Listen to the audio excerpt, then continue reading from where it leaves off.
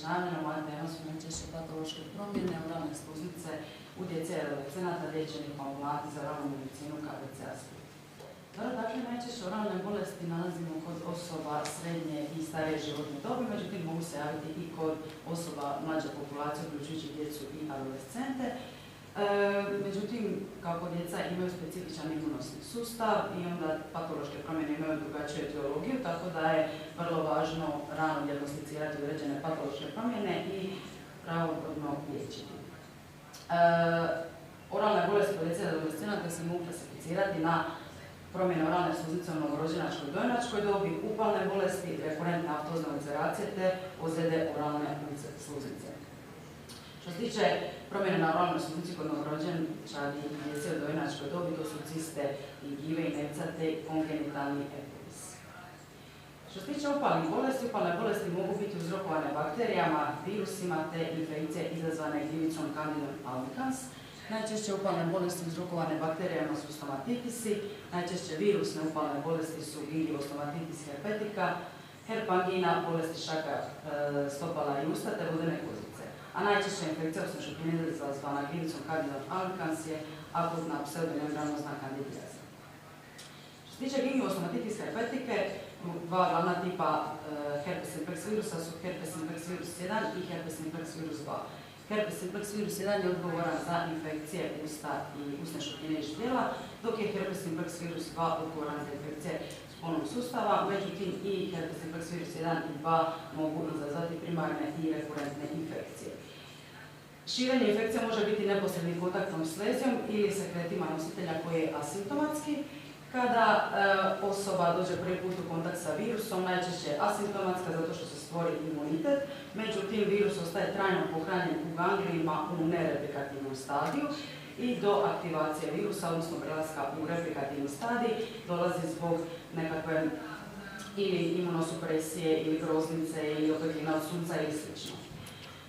Primarna infekcija se javlja kod bolesnika koji nisu stekli tu imunost tijekom ranijeg kontakta sa herpes simplex virusom, pa onda ovdje možemo na slikama vidjeti, kod njih se razvija klinička slika. Najprije počinje klinička slika sa općim simptomima kao što su glavobolja, mučnina, povraćanje, a nakon toga se promjene pojavljuju u sluznici usne šupljine.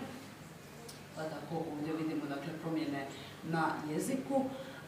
Nastaju mjehurići koji ispucaju i ostavljaju prilike erozije, a najznačajniji glavni dijagnostički znak u biti primarne infekcije je generalizirani akutni marginalni gingivitis. Primarna infekcija kod zdrave djece spontano prolazi najčešće u roku 3 do 4 dana. Može se koristiti aciklovir, međutim u prva 72 sata od pojave bolesti se pokazalo uspješno. Zatim sljedeća promjene u sluznici usne šupljine je sljedeća promjena geografski jezik, to je dobročutno stanje koje se često javlja i zahvaća gornju stranu, gornju površinu jezika. Dakle, klinički nalazimo prstenaste, odnosno kružne lezije sa središtem koje je atrofično, odnosno bez filiformnih papila. Stanje je asimptomatsko, eventualno od simptoma se može javiti nekako pečenje. Češće se javlja kod žena nego kod muškaraca te kod pacijenata sa pernicoznom anemijom. A osim promjena na jeziku, promjene se mogu naći i na nepcu, obrazima i gingivima, te se na takvo stanje naziva ektopični geografski stomatitis i liječenje nije potrebno. Što se tiče rekurentnih aftoznih ulceracija, rekurentni aftozni stomatitis je poremećaj obilježen rekurentnim ulceracijama koje su ograničene na sluznicu usne šupljine, pa tako klinički se razvrstava u 3 oblika, male afte, afte minor, koje su promjera do 1 cm i cijele bez ožiljka, zatim velike afte major, promjera veća do 1 cm te cijele sa ožiljkom i herpetiformne afte herpetiformes, poseban klinički entitet, imamo višestruke sitne erozije. Prije se smatralo da je uzročnik rekurentnog aftoznog stomatitisa herpes simplex virus, no danas se smatra, odnosno dokazano da je stanično posredovana citotoksičnost ovisna o protiv tijelima, te pogreške u subpopulaciji limfocita uzročnik rekurentnog aftoznog stomatitisa, ali i također nekakvi drugi čimbenici kao što su trauma, stres, anksioznost i nekakve alergijske reakcije na određenu hranu. Lezije su, kao što sam rekla, ograničene na sluznicu usne šupljine. Najprije se javlja eritem, zatim bijele papule na kraju ulceracije. Liječenje male ulceracije cijele spontano, a mogu se primijeniti i lokalno kortikosteroidi.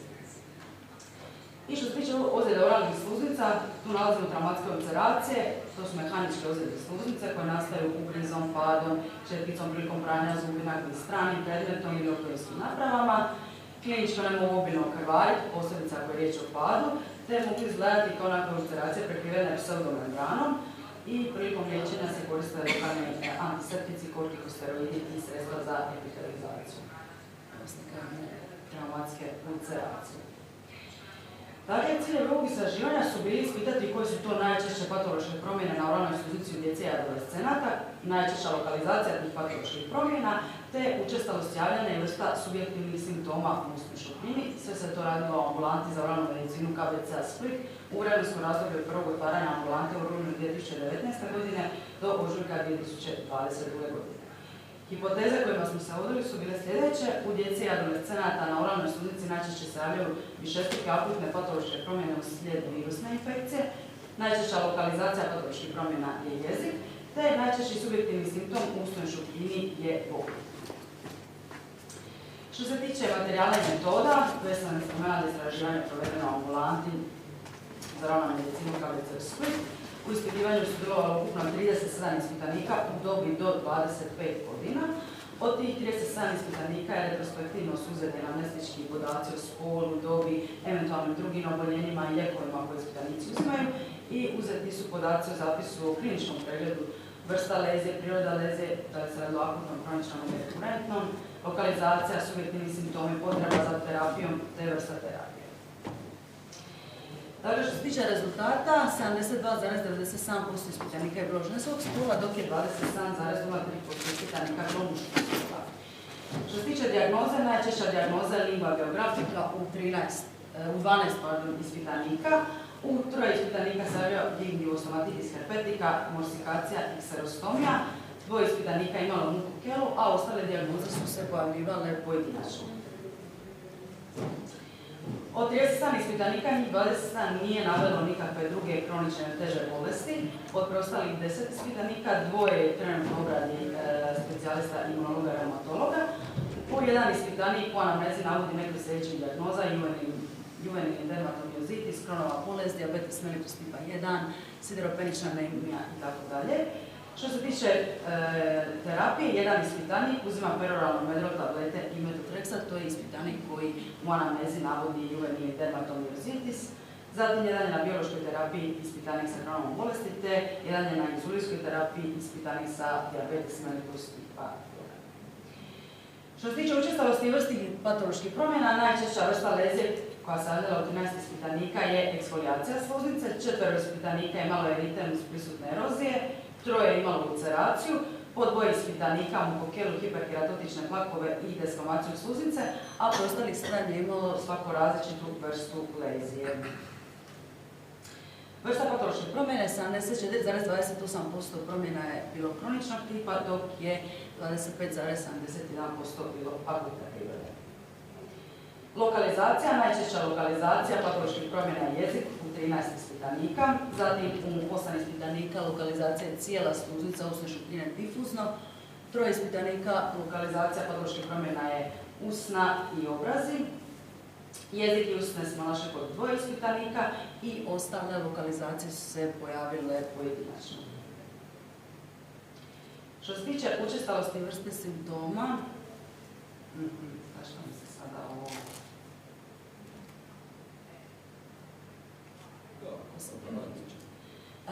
Dakle, bez simptoma je bilo 37,84% ispitanika. Pečenje kao simptom je bilo kod 24,32% ispitanika, pečenje i bol kod 16,21%, suhoća se javljala kod 10,81% ispitanika, zatezanje kod 2,70%, bol također kod 2,70% ispitanika i nespecifične simptome kao nelagodu navodi 5,40% ispitanika. Što se tiče liječenja, dakle bez terapije, odnosno nije bilo potrebe za terapijom kod 54,05% ispitanika. Kod preostalih ispitanika.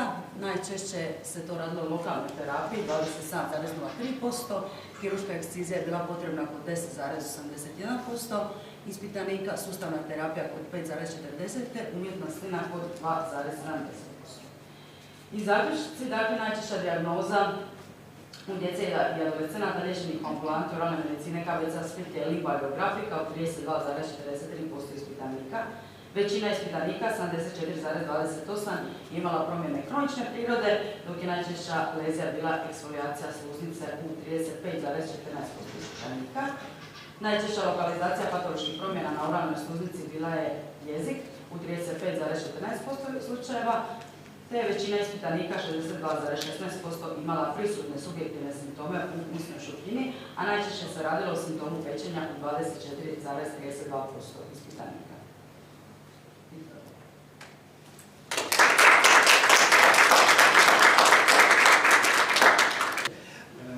Recite mi, koji je zapravo osnovni razlog bio zašto su uopće pacijenti u toj dobi dolazili u ambulantu na pregled i koji su simptomi dominirali? Što mislite da je najveći problem općenito u toj dobi što se tiče bolesti? Pa najveći problem je što se radilo o djeci koja ne mogu baš točno reći što im se događa, ne mogu se baš dobro izjasniti. Onda uglavnom smo morali nekako iz anamneze preko roditelja istraživati što bi točno bilo dok ne bili pogledali u ustima kako to izgleda. Ali uglavnom bi dolazili ili po preporuci svog odabranog stomatologa ili bi djeca okusivala da osjećena opečenje, nešto u ustima pa bi dolazili, ali uglavnom je to bila preporuka stomatologa da se ide dalje kod specijalista. Za auditorije? Mislim da je to jako važno imati na umu anamnezu i komunikaciju s roditeljima, ali njima baš slijepo ne vjerovati, jer oni nas isto često navedu na krivi put, tako da je važno taj klinički pregled. Hvala lijepo. Hvala vama. Znači, ova tema je patološke promjene sluznice usne šupljine u trudnica, zato što nekako ta prevencija kod djece bi ipak trebala početi ovim korakom, tako da prvo obrazujemo trudnice, pa zatim da one obrazuju svoju djecu. Znači, trudnoća je jedno jako specifično i jedinstveno razdoblje u životu jedne žene koja obiluje brojnim hormonskim promjenama, imunološkim promjenama koje mogu dovesti do brojnih oralnih komplikacija koje su uglavnom vezane uz meka tkiva, zato što je taj kalcij u zubima, u tvrdim zubnim tkivima, nedostupan fetalnoj potražnji kalcija jer je on stabilan i čvrsto vezan. Promjena sluznice usne šupljine uzrokuju zapravo varijacije u razini estrogena i progesterona tijekom trudnoće, jer kao što u cijelom našem organizmu imamo receptore za spolne hormone, tako imamo i na tkivu oralne sluznice, pogotovo u parodontnom ligamentu, u gingivi, u fibroblastima i sl. I oni kad se vežu za te receptore utječu na proliferaciju, diferencijaciju i rast stanica ciljnog tkiva.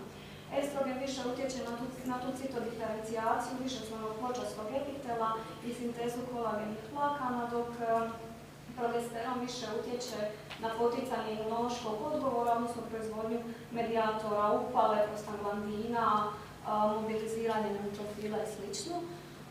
Također djeluju na mikrocirkulatorni sustav, odnosno izazivaju upalu, znači izazivaju oticanje endotelnih stanica, pericita, adherenciju granulocita i trombocita, povećavaju vaskularnu permeabilnost i proliferaciju, te dovode do promjena u oralnom mikrobiomu tijekom trudnoće, što ide u smjeru razvoja nekakvih parodontoloških stanja.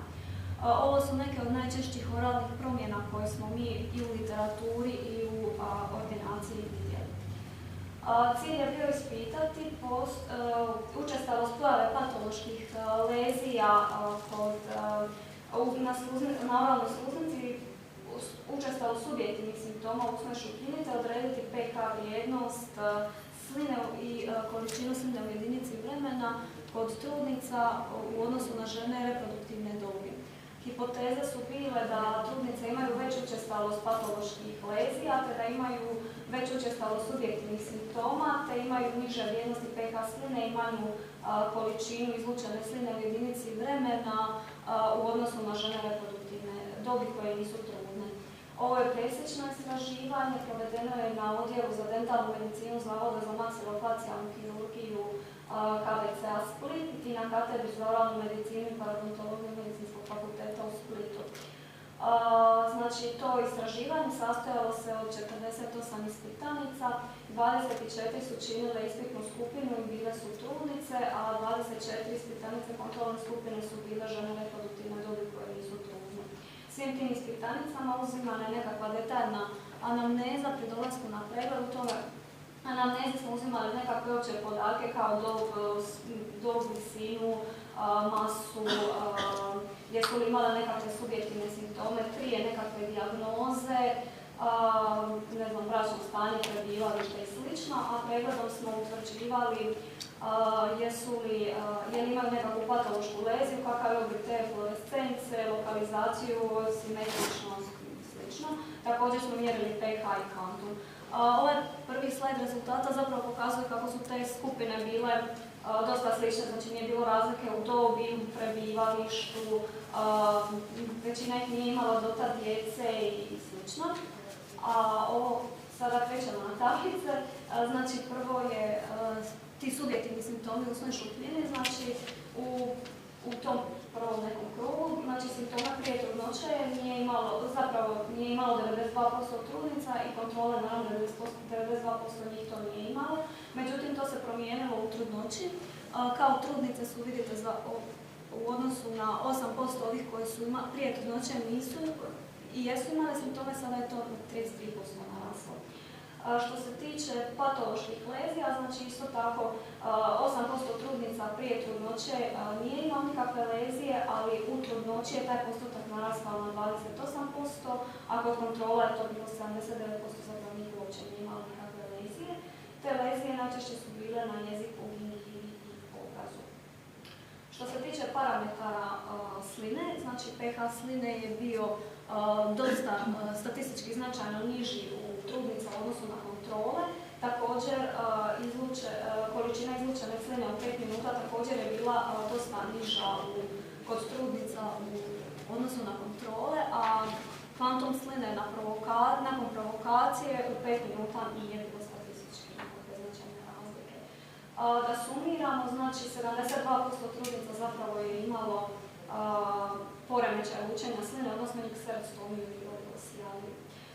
Ovo je Pareto dijagram koji pokazuje da zapravo sociodemografske varijable nisu na to utjecale, a ovaj drugi Pareto dijagram pokazuje da statistički značajno, znači da je statistički značajno ta promjena pH, kvantuma i skupine, a ova slika ispod pokazuje da je zapravo taj niski pH povezan zapravo sa poremećajima lučenja sline, odnosno da ljudi koji su imali niži pH, da su oni imali i niže lučenje, manje količine sline izlučene u 5 minuta.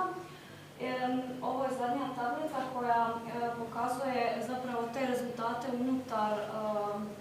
unutar samo ispitne skupine, gdje se pokazuje da su zapravo povećani simptomi, statistički značajni simptomi su učestaliji u usnoj šupljini u trudnoći, povećani su simptomi suhoće, usne šupljine te dijagnoze bolesti sluznica usne šupljine. I na kraju da zaključimo, znači tijekom trudnoće veća je učestalost pojave patoloških promjena na oralnoj sluznici, povećana je učestalost pojave subjektivnih simptoma u odnosu na vrijeme prije trudnoće i usporedbi sa ženama reproduktivne dobi koje nisu trudne i trudnice imaju niži pH i smanjenu salivaciju u odnosu na žene reproduktivne dobi koje nisu trudne.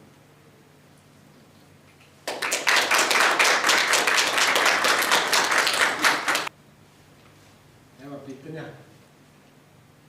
Imam ja, morate imati pitanje, to mi je osnovni zadatak. Znači ono što ste zaključili iz svog istraživanja je zapravo da bez obzira na to drugo stanje govorimo o zdravoj ženi koja ima određene promjene i zato mislim da je bitno stomatolozima i kolegama objasniti da to nije poseban entitet, nego samo možda povećana pažnja.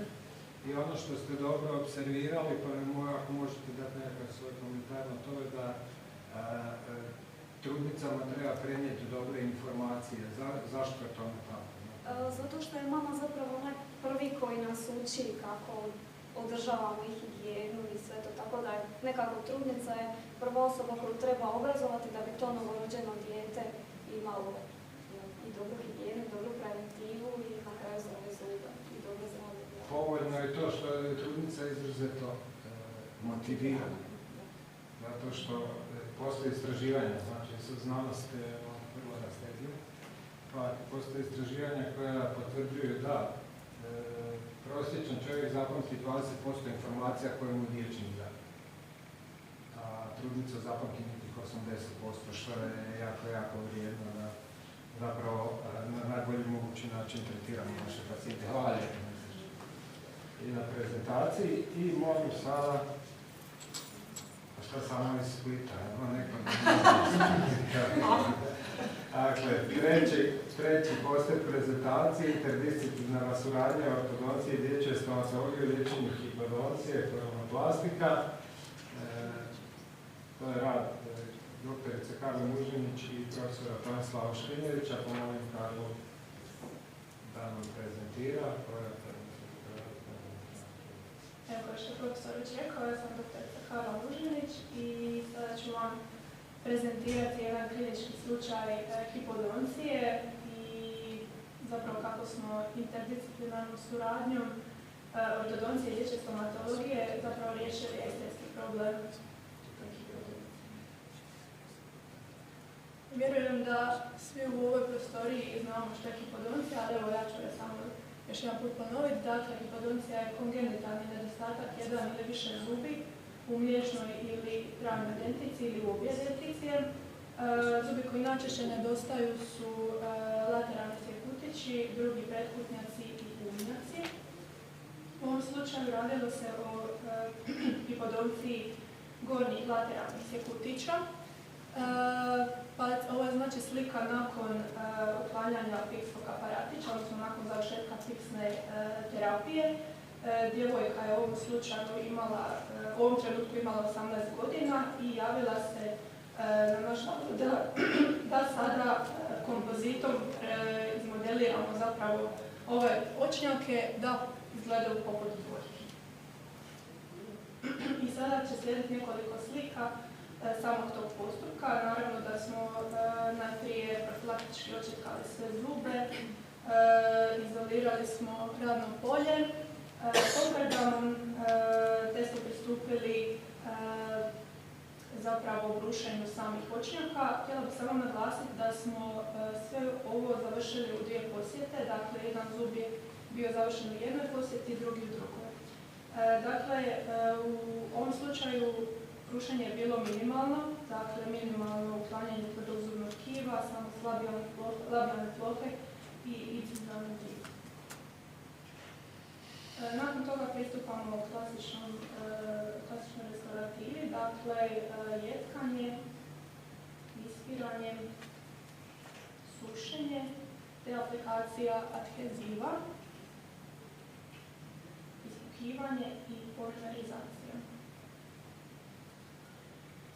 Sada ću slijediti nekoliko slika samo aplikacije kompozita. Kompozit koji smo koristili bio je Grandioso Heavy Flow tekući kompozit i Grandioso Kruti A3 kompozit. I sad slijedi nekoliko slika.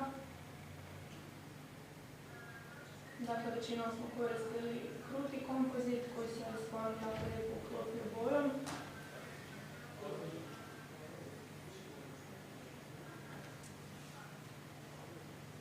Malo tekuće. Malo pomalo. Približavamo se obliku lateralnog sjekutića.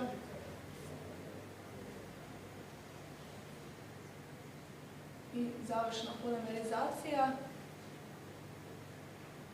Uklanjanje matrice. te završno poliranje i usklađivanje u okluziju. I rezultat je ovo. Dakle, ona je desna sada dvojka, očnjak koji izgleda kao dvojka. I u idućoj posjeti, dakle, napravljena je ista stvar na lijevom očnjaku. Slika sa frontalne strane, dakle,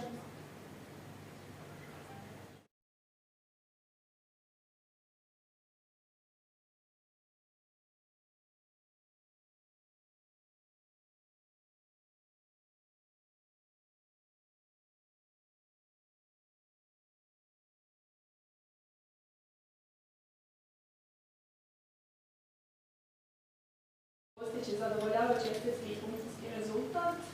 Naravno da tu je bilo i drugih mogućnosti, znači i drugih smjerova terapije poput protetske implantološke, ali evo ispada da je ova koronoplastika zapravo jednostavniji, brži i ekonomičniji izbor. Kao što i svaka metoda ima svoje prednosti i nedostatke, tako i ova ima svoje nedostatke, a to je nakupljanje pigmenta, naravno kako toliko treba znači pristupiti uklanjanju tog pigmenta, a možda i u neko određeno vrijeme i zamjena samog materijala, ali mislim zapravo da je prednost itekako bitna u ovom slučaju nad mostovima, a to je da je biološka cjelovitost zubi uspjela ostati očuvana. Hvala.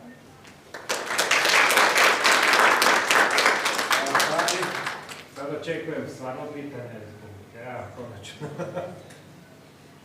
Pošto su dvojke nešto malo tamnije od dvojke, kako bi uspjeli korigirati boja da bude otprilike, da vuče više prema jedinicama nego prema? Pa da, mi smo stvarno nastojali što manje brusiti, znači da ta preparacija bude minimalna, tako da, s obzirom da trojke u sebi imaju puno veću koncentraciju dentina, pa samim time su i tamnije, tako da smo možda ipak picu više skinuli to rozumno tkiva, pa smo onda stavljali znači, kompozit i naravno očekivali smo da će možda iz prve, možda neće ispast boja kako je, kako treba, pa bi ponavljali, ali evo ispalo je da je stvarno iz prve bilo dobro. Next to your presentation is that the canine is bigger and yellow for your next presentation, not just number 2. Lateral incisors, but the next thing is build up of canine, also big with composite. Znači, da sljedeći put predstaviš četvorku, da premodeliraš u trojku. Aha, okay. That's much easier because it's always easier to produce darker tooth than one usual and bigger. Yeah. Karlo, imam ja naravno možda više komentara nego pitanja, nemojte tako skromno prezentirati, ovo je bilo stvarno lijepo i nemojte se nikom ispričavati za izbor terapije. Oni koji provode neko vrijeme i sa mnom u ambulanti znaju da se ja uvijek nagovaram ortodonte da zube pomaknu, da ne daj Bože čuvaju mjesto za implantat ili most. To što je nešto skuplje ne znači nužno da je bolje. Tako da u svakom slučaju ovdje je napravljena prava stvar, jer ortodontska terapija u ovoj fazi stvara novu kost. Imate parodontni ligament, imate vertikalnu i horizontalnu dimenziju kosti očuvano, što je danas najveća umjetnost zapravo cijeloj implantologiji. Danas svako može implantat staviti u kost, a kako će to izgledati poslije. To ne znam, zato je ovo odlična terapija, posebno za mladu osobu od 18 godina, koju onako trebamo redovito viđati, pa će taj maintaining, poliranje, održavanje biti usput u svrhu kontrole, tako da sjajna prezentacija, hvala lijepo na to.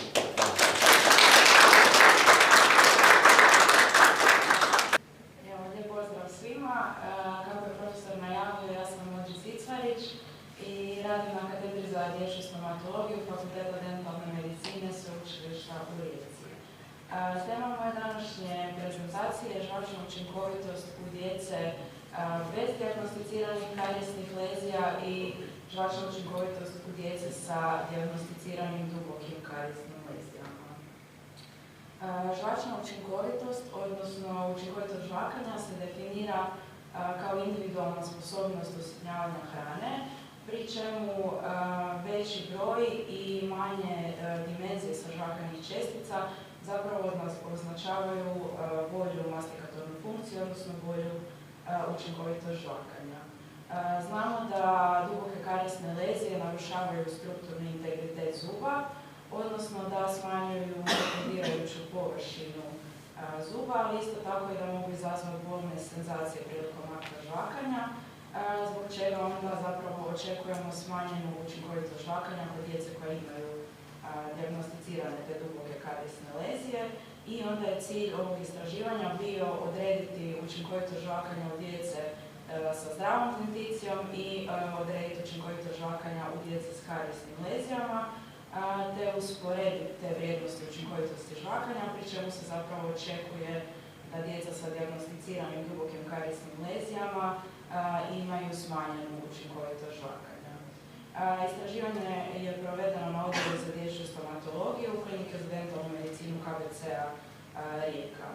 Izračunata potrebna veličina uzorka za ispitivanje ove hipoteze je 48 ispitanika, koliko ih je uključeno u istraživanje, i to 24 ispitanika sa zdravom denticijom u dobi od 3 do 14 godina je uključeno u prvu skupinu, a 24 ispitanika isto u dobi od 3 do 14 godina koji imaju dijagnosticirane bilateralne duboke karijesne lezije koje su prema ICD-AS klasifikacije stupnja 4, 5 ili 6 su uključeni u drugu skupinu. Ispitanici su između dvije skupine bili upareni prema dobi i spolu, kako to ne bi utjecalo na razinu učinkovitosti žvakanja, i uključeni jednak broj ispitanika muškog i ženskog spola. Nakon stomatološkog pregleda, određivanja statusa denticije i dijagnosticiranja karijesnih lezija, procijenjena je učinkovitost žvakanja svakog ispitanika. Ispitanici su žvakali standardizirane zamjene za bolus hrane, koje su prikazane na slikama. To su zapravo valjci se silikona.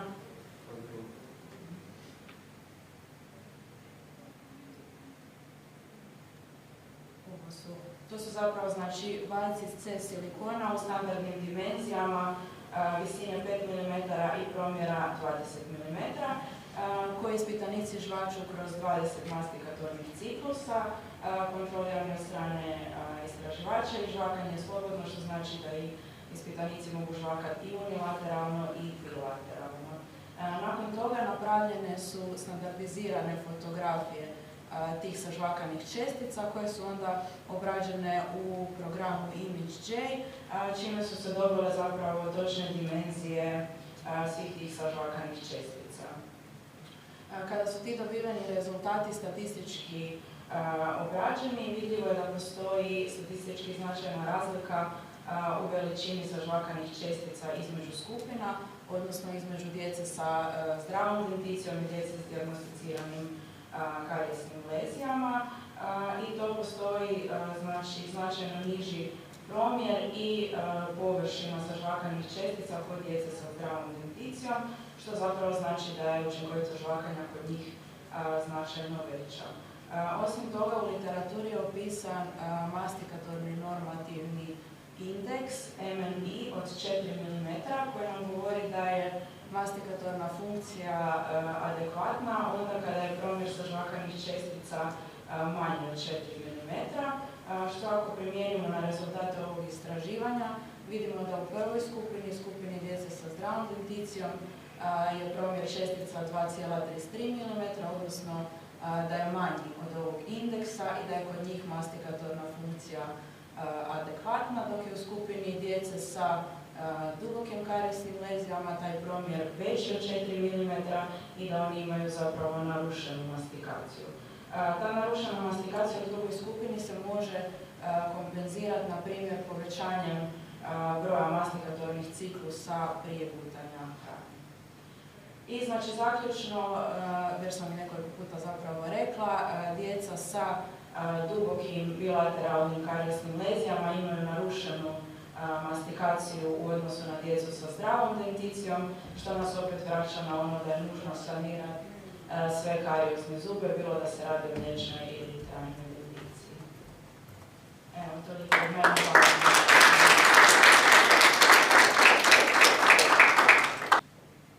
Pa mislim da je poanta jako dobra, a možda samo komentar, da li možete spekulirati barem što to znači za jedno dijete sa mliječnom ili trajnom denticijom s obzirom na neke druge stvari koje mogu imati za posljedicu to što oni ne žvače dobro.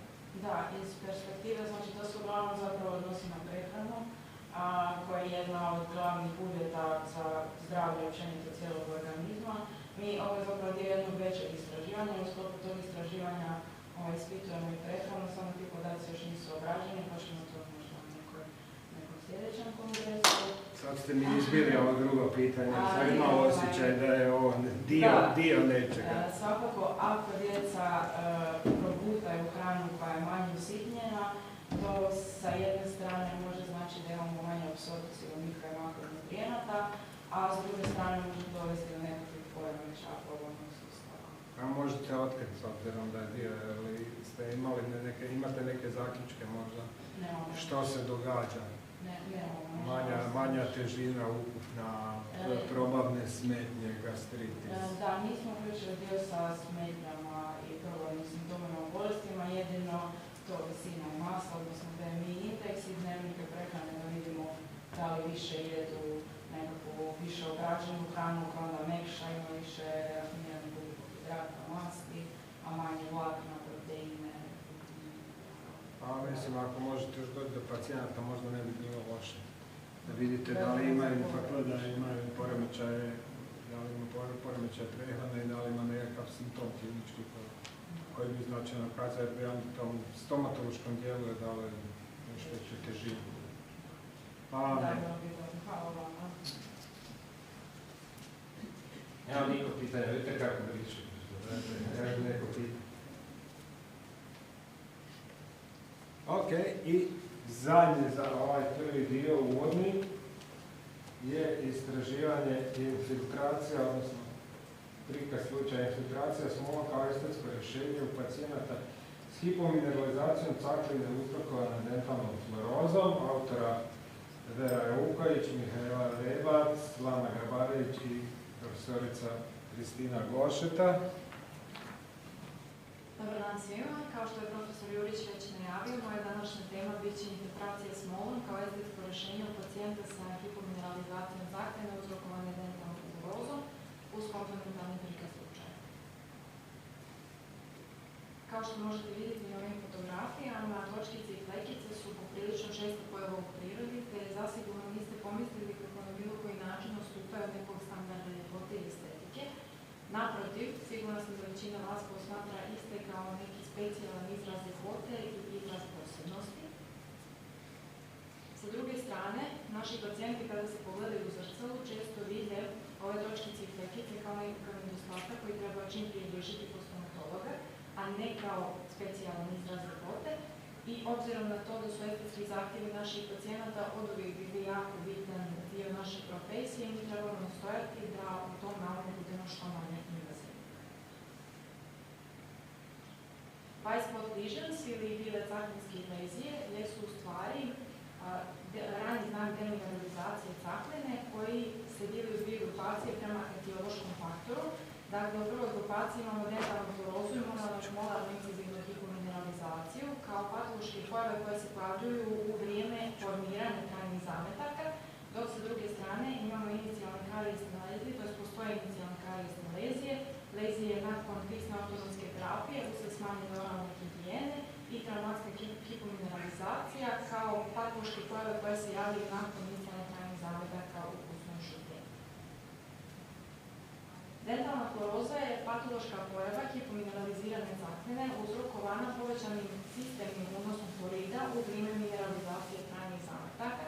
Najčešće se klinički ispoljava kao šarenkasta pljedova caklina, u stvari notulen na engleskom jeziku, i glavni kriterij za postavljanje ove dijagnoze jeste simetrična pojava lezija na homolognim zubima kao i anamnestički podatak povećanog unosa fluorida u organizmu. Dentalnu fluorozu klasificiramo najčešće prema Dinovom indeksu dentalne fluoroze na 6 stupnjeva, od 0 do 4. I što je niži stupanj, to je blaža klinička slika i to su modaliteti koji će se primjenjivati u terapiji kod pacijenta jednostavno. Dakle, kada imamo umjereni do teški stadij, tada ćemo najčešće morati uključiti neke invazivne tehnike koje podrazumijevaju najčešće protezsku opskrbu pacijenata, dok kada su u pitanju blaži stupnjevi, tada najčešće pristupamo jednom ili više modaliteta mikroinvazivnih tehnika, među kojima imamo izbiljivanje, mikro i makroabraziju i, što je tema današnjeg predavanja, infiltraciju niskoviskoznom smolom. Infiltracija niskoviskoznom smolom relativno je nova metoda u stomatologiji koja predstavlja zlatnu sredinu između prevencije i restauracije.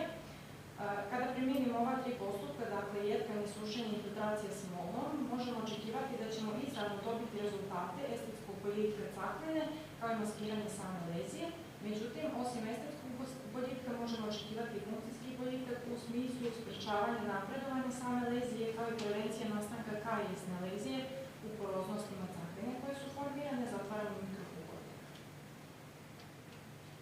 U ove svrhe se koristi proizvod pod zaštićenim imenom Icon, koji u svom setu sadrži 3 šprice, Icon Edge, Icon Dry i Icon Infiltrant, dakle 15% fluorovodoničnu kiselinu, 99% etanol i niskoviskoznu smolu na bazi tepna.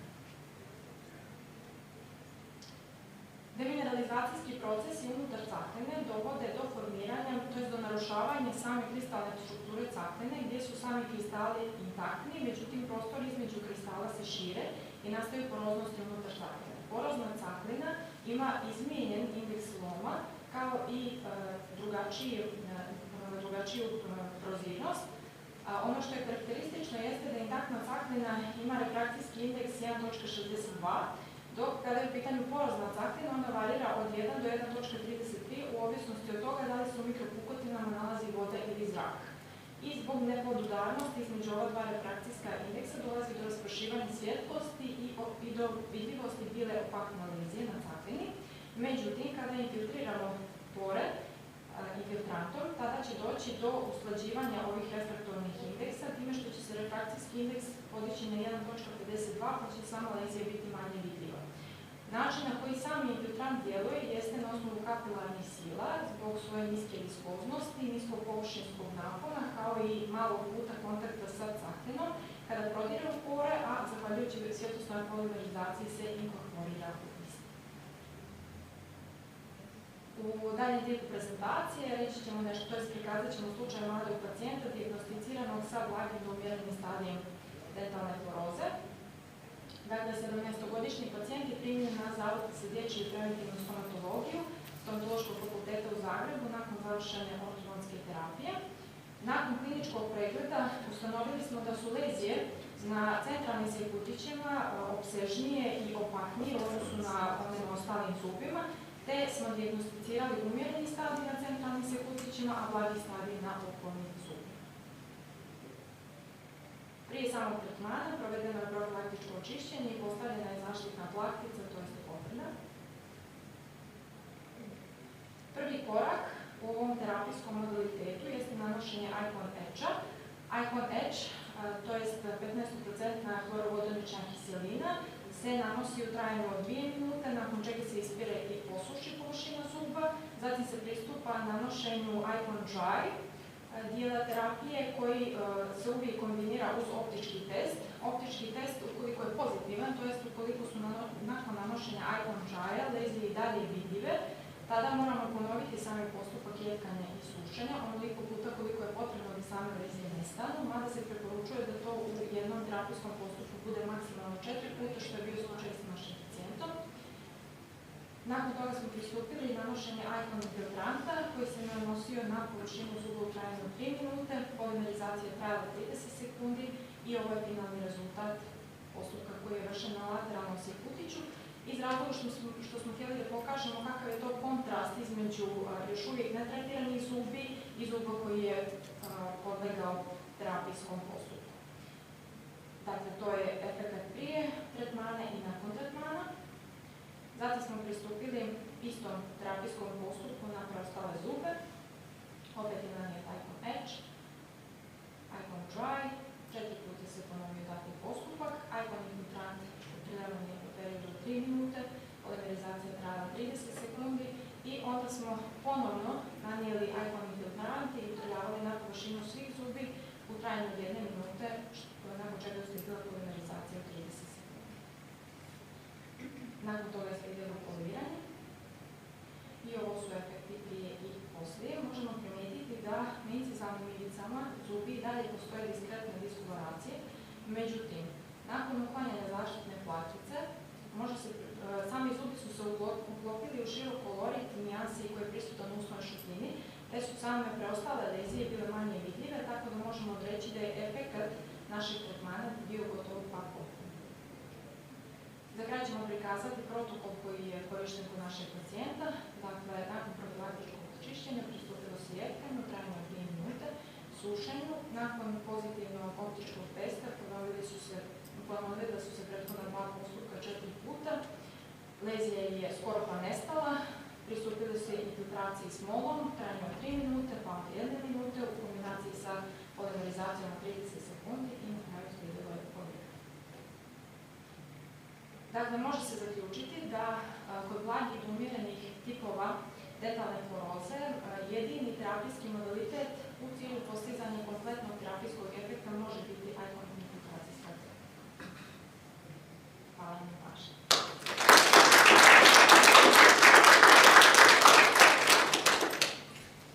Zahvaljujem Veri na lijepoj prezentaciji. Imamo pitanja publike. Za početak čestitam na prezentaciji, mene od uvijek zanimao taj ikon. Mene zato zanima, jer imate možda rezultate, ne znam kad ste radili, to stabilnosti toga nakon nekog određenog vremena? Nismo na kraju uspjeli naručiti pacijenta na kontrolu, nažalost, ali eto, nadam se da ćemo u nekom sljedećem prikazu slučaja imati taj post-op prikaz pacijenta. Mislim da ćete zadovoljni što je došao ovako. Kao obično kad radite na fakultetu i kad to je besplatno, onda oni ne dolaze na kontrolu dok se nešto ne pokvari. Onda nemate šta poslikati u međuvremenu kako je bilo doma. Moje pitanje se odnosi na ovo ponavljanje ciklusa jetkanja, s obzirom da ćemo ih sigurno ove dečke koje su to izmislili, profesora Parisa i profesora Henrika Marlika vidjeti i u Zagrebu za koju godinu opet. S obzirom da je to dosta jaka kiselina i da jetkanje traje 2 minute, da li ste dobili nekakvu subjektivnu reakciju pacijenta na neku postoperativno hlađenje, osjetljivosti ili nešto? Hvala.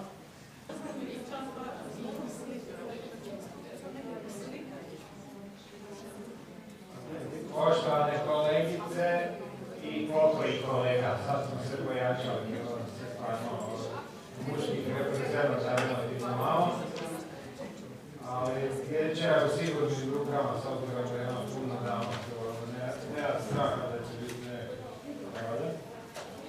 Ja vas sve pozdravljam na početku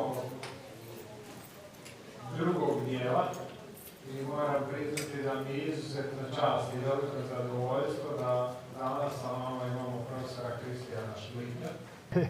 in Greifswald it's on Friday, but okay. That's the privilege to be a guest professor at our university. Thank you once again to be with us. Floor is yours. Thank you for this nice presentation. Now it's on. Thank you very much for this nice introduction here.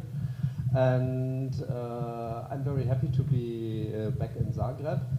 And so we are here for the 2 days, and today my topic is how to intervene in the caries process, and it's a joint ORCA EFCD expert Delphi consensus. So it's a little bit more formal and a little bit less clinical than my lecture tomorrow, but as you're nice people, I put in some clinical cases for you as well. So of course I presented, but it's not all my work. It actually has 3 parts. I was in charge mainly of the intervening caries process in children, Then we had Falk Schwendicke from Berlin, who was the adults, and we had Sebastian Paris, who was EFCD president at that time, and he was in charge of doing the seniors.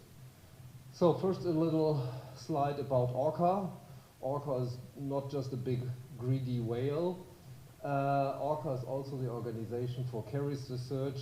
Actually, it's European, but we crossed out European mentally because we have members in Japan, in the US, wherever, and we're becoming, or we are actually an international organization. If you go on the website, you find lots of nice things and where the next Congress is, of course. And if you want to come, the next Congress is in the Netherlands, so it's not too far away. It's in July. And you can hear there a lot about caries, diagnostics, prevention, and of course therapy. It's at the Dunes, it's in a nice hotel like here, pretty much the same. And what I like about the Congress next year, it's about community dentistry, so dental public health, which will be stressed more than we usually do that. We will also have a teachers conference, which replaces our education platform. So for teachers and instructors, and we are also having the European Federation for Conservative Dentistry there. So it's a joint congress. So if you're a little bit more restorative, also not bad, you should go. And so we are also talking about with them about decision making in caries and dilemmas. So it will be, I think, a very, very, very good congress. Here's the deadline for abstract submission. So you should, if you want to take part actively and want to submit something, 10th of January, and then everything proceeds. Those are the costs. And so hopefully I see many of you there. Now to the topic here. First of all, as we are here for 2 years, not 2 years, 2 days, I want to introduce myself. So that's about what Greifswald looks like. It's only 60,000 people, so it's not the capital of Germany, like you are here in Zagreb. And that's actually how the Danes came in, because they were Slavic people. My place here is Vampen, and there is Vakaro, and so on, so little of ovs at the end. So it was Slavic territory. And then the Danes came here, rowing around, and they were Christians, and so they made a monastery here. And then they went along the river here, and then they founded the city here. So about 1,000 years ago, we became Danish, before we were Slavic. And so, well, of course, Denmark is here, so you can just row with a boat, and it's less. Sweden and Denmark are 100 kilometers over the water, and Berlin is 250. So they are much closer to us than actually our own capital. And many people think, well, at the end of the world, but if you look from Lisbon to Moscow and Iceland to Turkey, then we are right at the center. And so that's Greifswald, and Berlin is around the corner.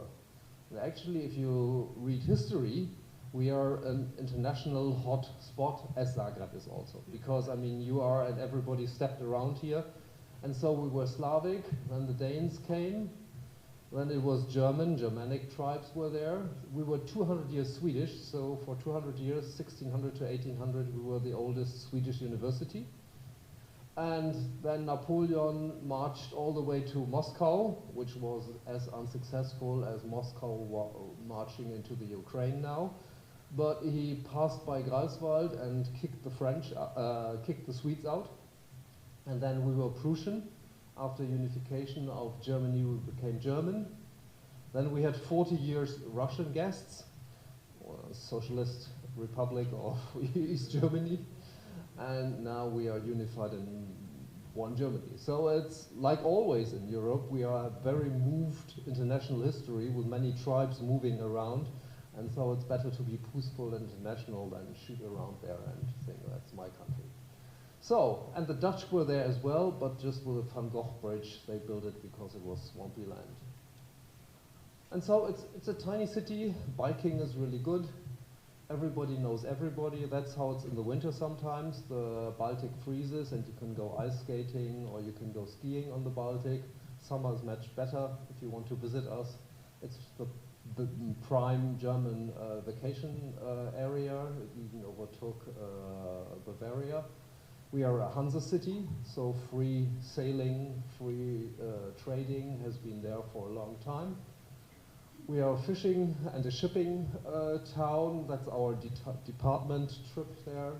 We have a, how do you call it, a car-free island around the corner. And we have, of course, the chalk cliffs, and ours are even much nicer than the ones in Dover because we have trees on top. They just have grass. So very scenic, very touristic, very nice. And we actually work where other people make their vacation. That's our main university building, was built by the Swedes. And Greifswald University was founded in 1456, so for about 570 years you can study medicine there already. So pretty old. Medicine was founding arts, sciences, and we also have theology since that time. Dentistry is about 120 years old. So that's our new clinic. Our building is not 120 years old, it's something like 10 or 12 years old. We have a brand new clinic. That's the entrance. And pedo is here, that's our floor. That's the orthodontist, and we have a secret door, so we are playing together with the orthodontist because we have children of the same age and treat the same patients. Our pediatric course classes is here because that's the restorative pros department, and they have the big student areas, and every time we have student course, we go downstairs with our patients, and then we have 10 dental chairs, otherwise we have less chairs upstairs. There is perio. Our restorative and pros are one gang, and they have together basically one department and one clinical course. And down there is oral surgery, diagnostics, and our fax is in the hospital next door, so they are out. If you build a new pedo clinic, it can be pretty nice. So we try to, that's our GA room, it's in our own dental chair unit, so we do our GAs in our own clinics. That's the next room.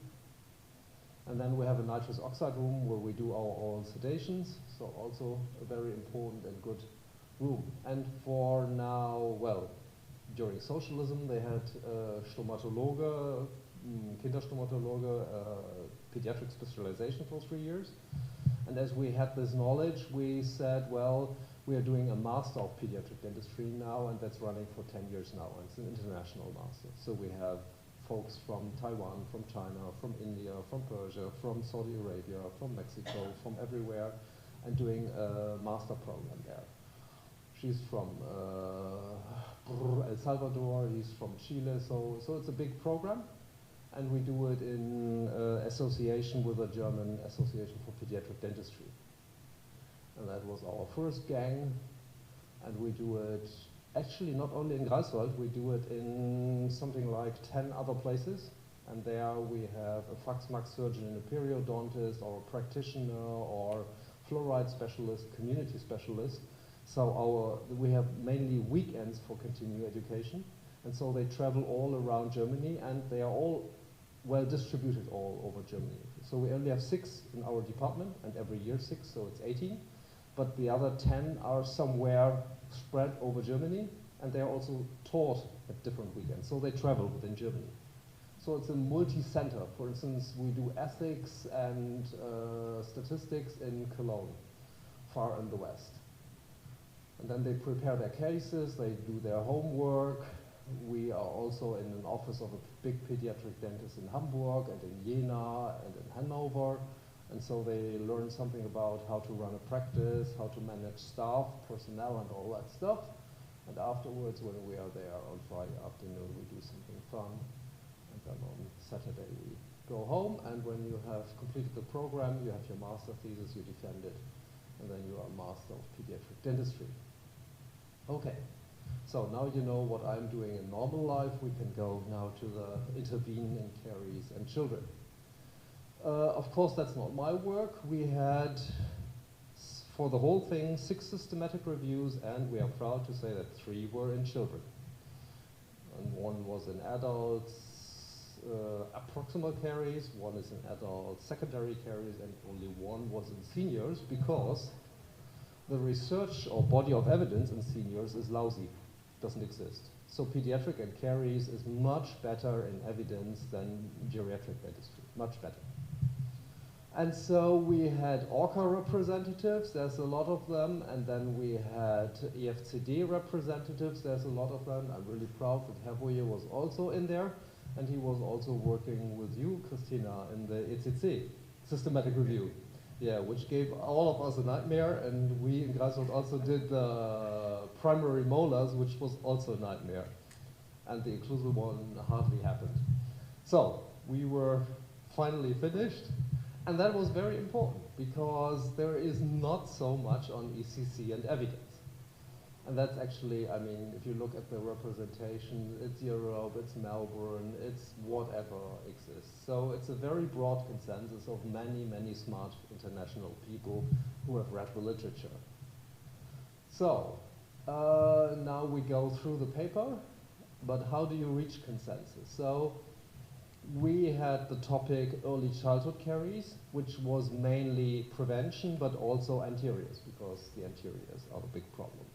And then we had primary teeth, which are basically primary molars.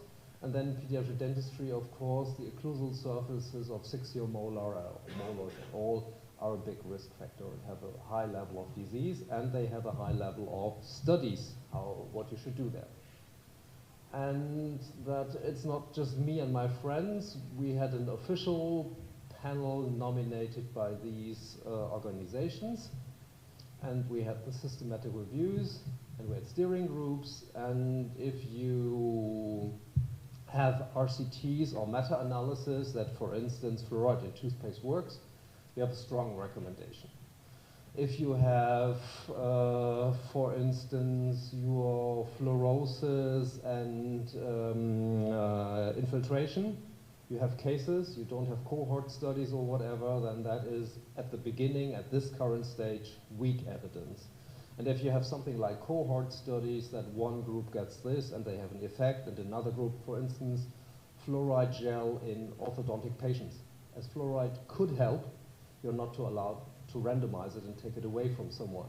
So the only thing you can do a fluoride study in orthodontic patients now is to take those who take it, and the other ones who don't, and correct for bias, and then you sort of have a result, but it only will be moderate evidence. Otherwise, it doesn't work. You need an RCT for getting strong evidence. So you can very well officially grade the evidence due to the literature you find, and then you have the experts, and they formulate statements, and then they have to vote on it, and then you have an agreement. So you have evidence, and you have consensus or agreement.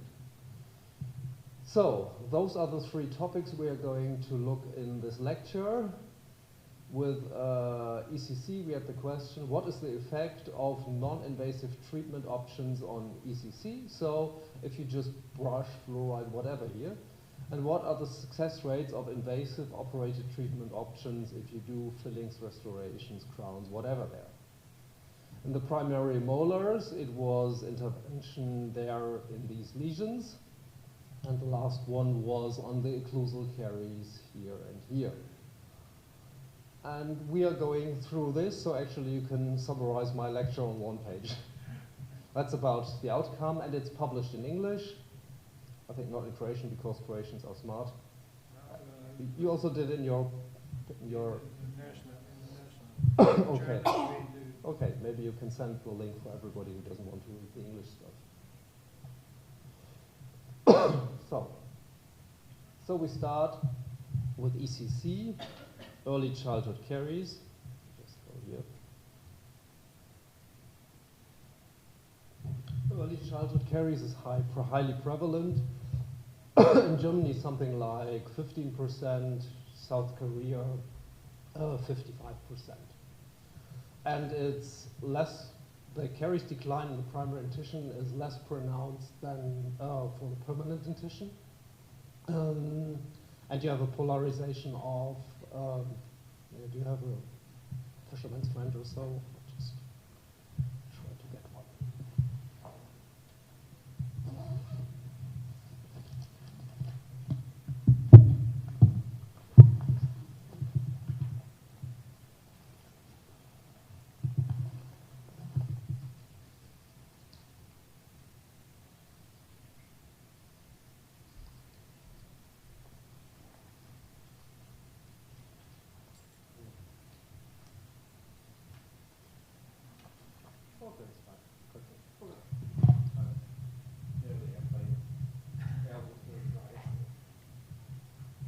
So we have a polarization of caries distribution. Maybe you in Croatia not so much because you have nice patients.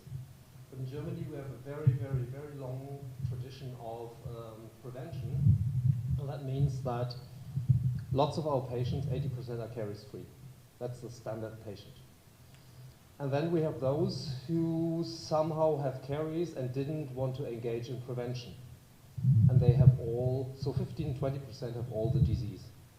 And that means that they have low socioeconomic status, migration, no money, low education, and that they are not cooperative.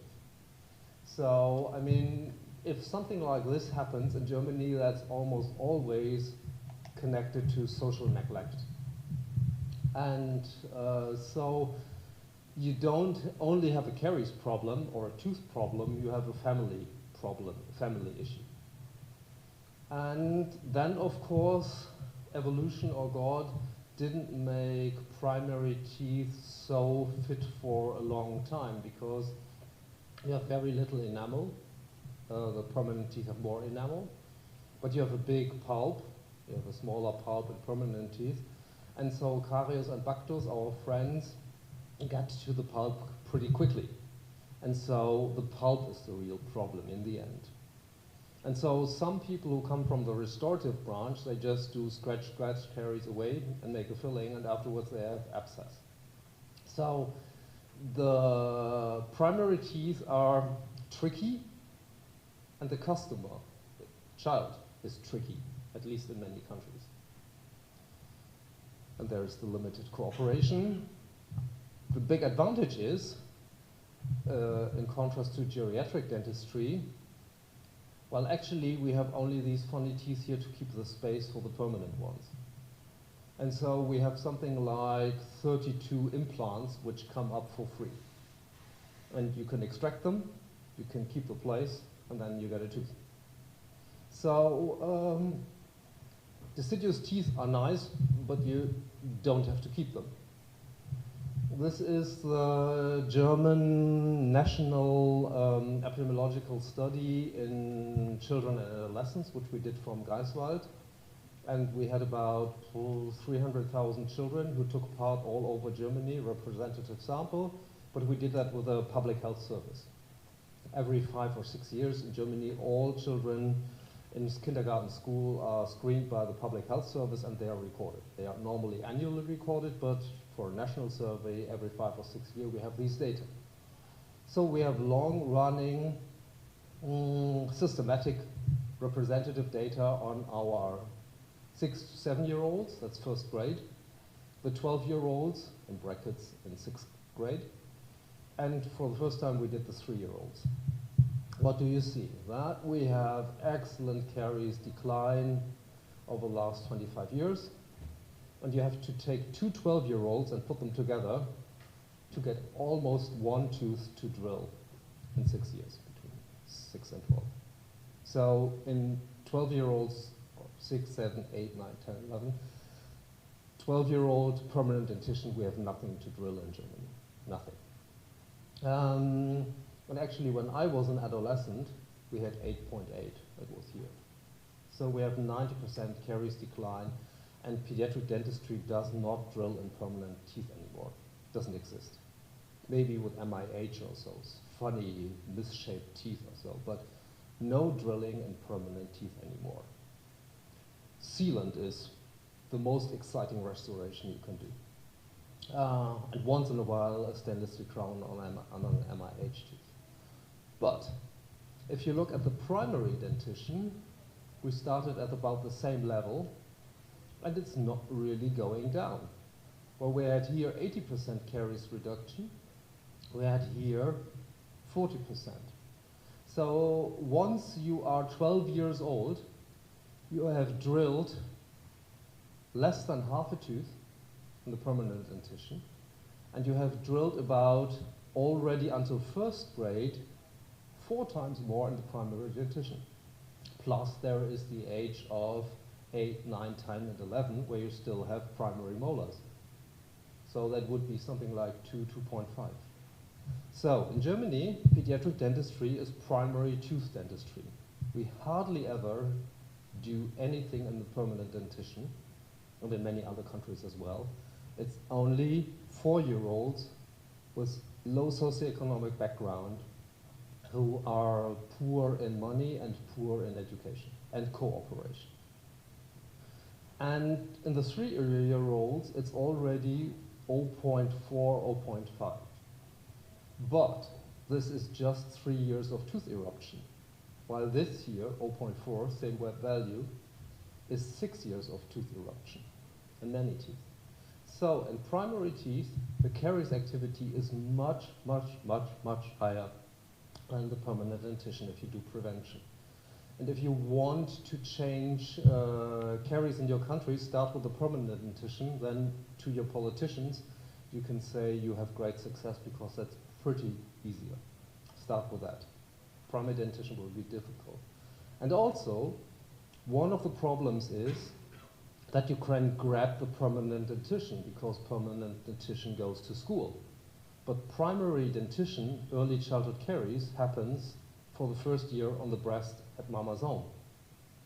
So it's very hard to get these here, even with group prevention and national programs, because they are home at mama's breast. So, and if you look at this, yes, Germany, great country, 86% of 3-year-olds have a DMFT of 0, no caries. But if the mean value is 0.48, and you have 84% caries free, that means that the rest of them has almost 4 caries lesions. And if you have 4 incisors caries, that means that at least one has pulp involvement.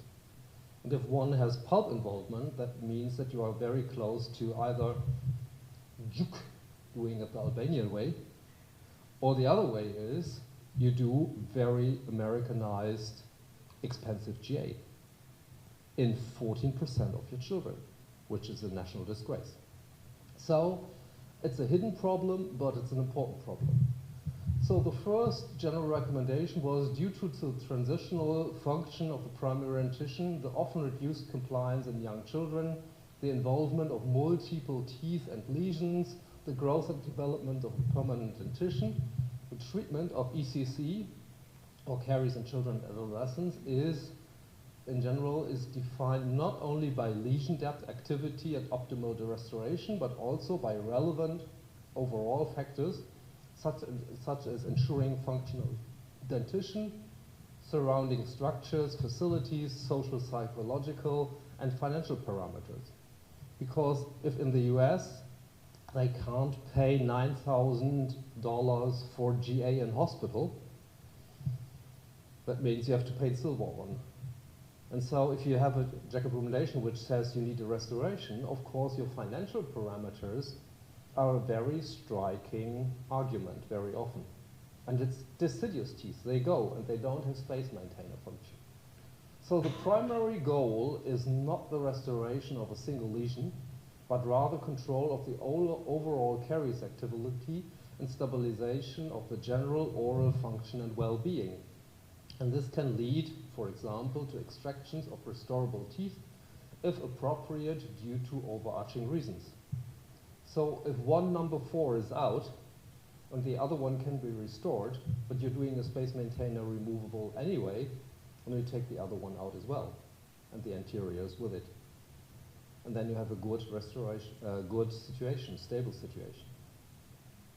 Especially if you work in a national healthcare system, because our healthcare system says that it has to be ausreichend, wirtschaftlich, zweckmäßig. Ausreichend is sufficient. So the German dental system doesn't work on good dentistry, it works on sufficient. That's something like a degree 3 minus 4 plus. Zweckmäßig, it serves the purpose, yes, why not? And it has to be economical. So if I have incisors here, and for endo and Frasacco crown you get 100 euros, and for the extraction it's 10 euros, then wirtschaftlich, economical is the extraction. So if you do it under GA, they go out in the national health system. And if you don't want to have that, if you want to have an uneconomic treatment, then you have to pay the 400 or 500 euros yourself. So These statements are not just some experts saying blah blah. It has very direct implementations on the forensic legal system and on the insurance medical system. Okay. Next recommendation. Due to the caries decline and subsequent polarized distribution in children in many countries, future measures for controlling caries have to concentrate on the children that are not sufficiently affected by the caries decline.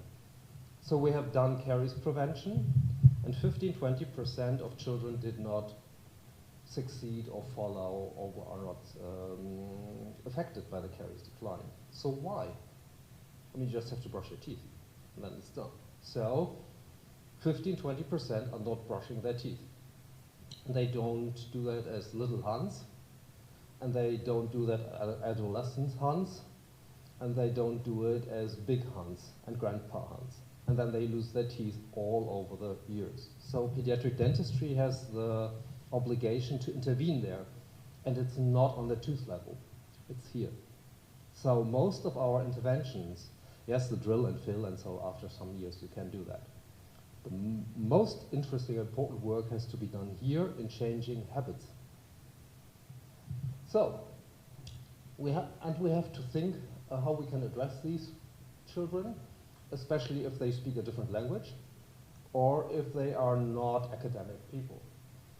And it's mostly insufficient home care, meaning that they don't brush their teeth, it's persistent high caries activity. And if you do nice composite restorations in these children, what's the fate of those restorations?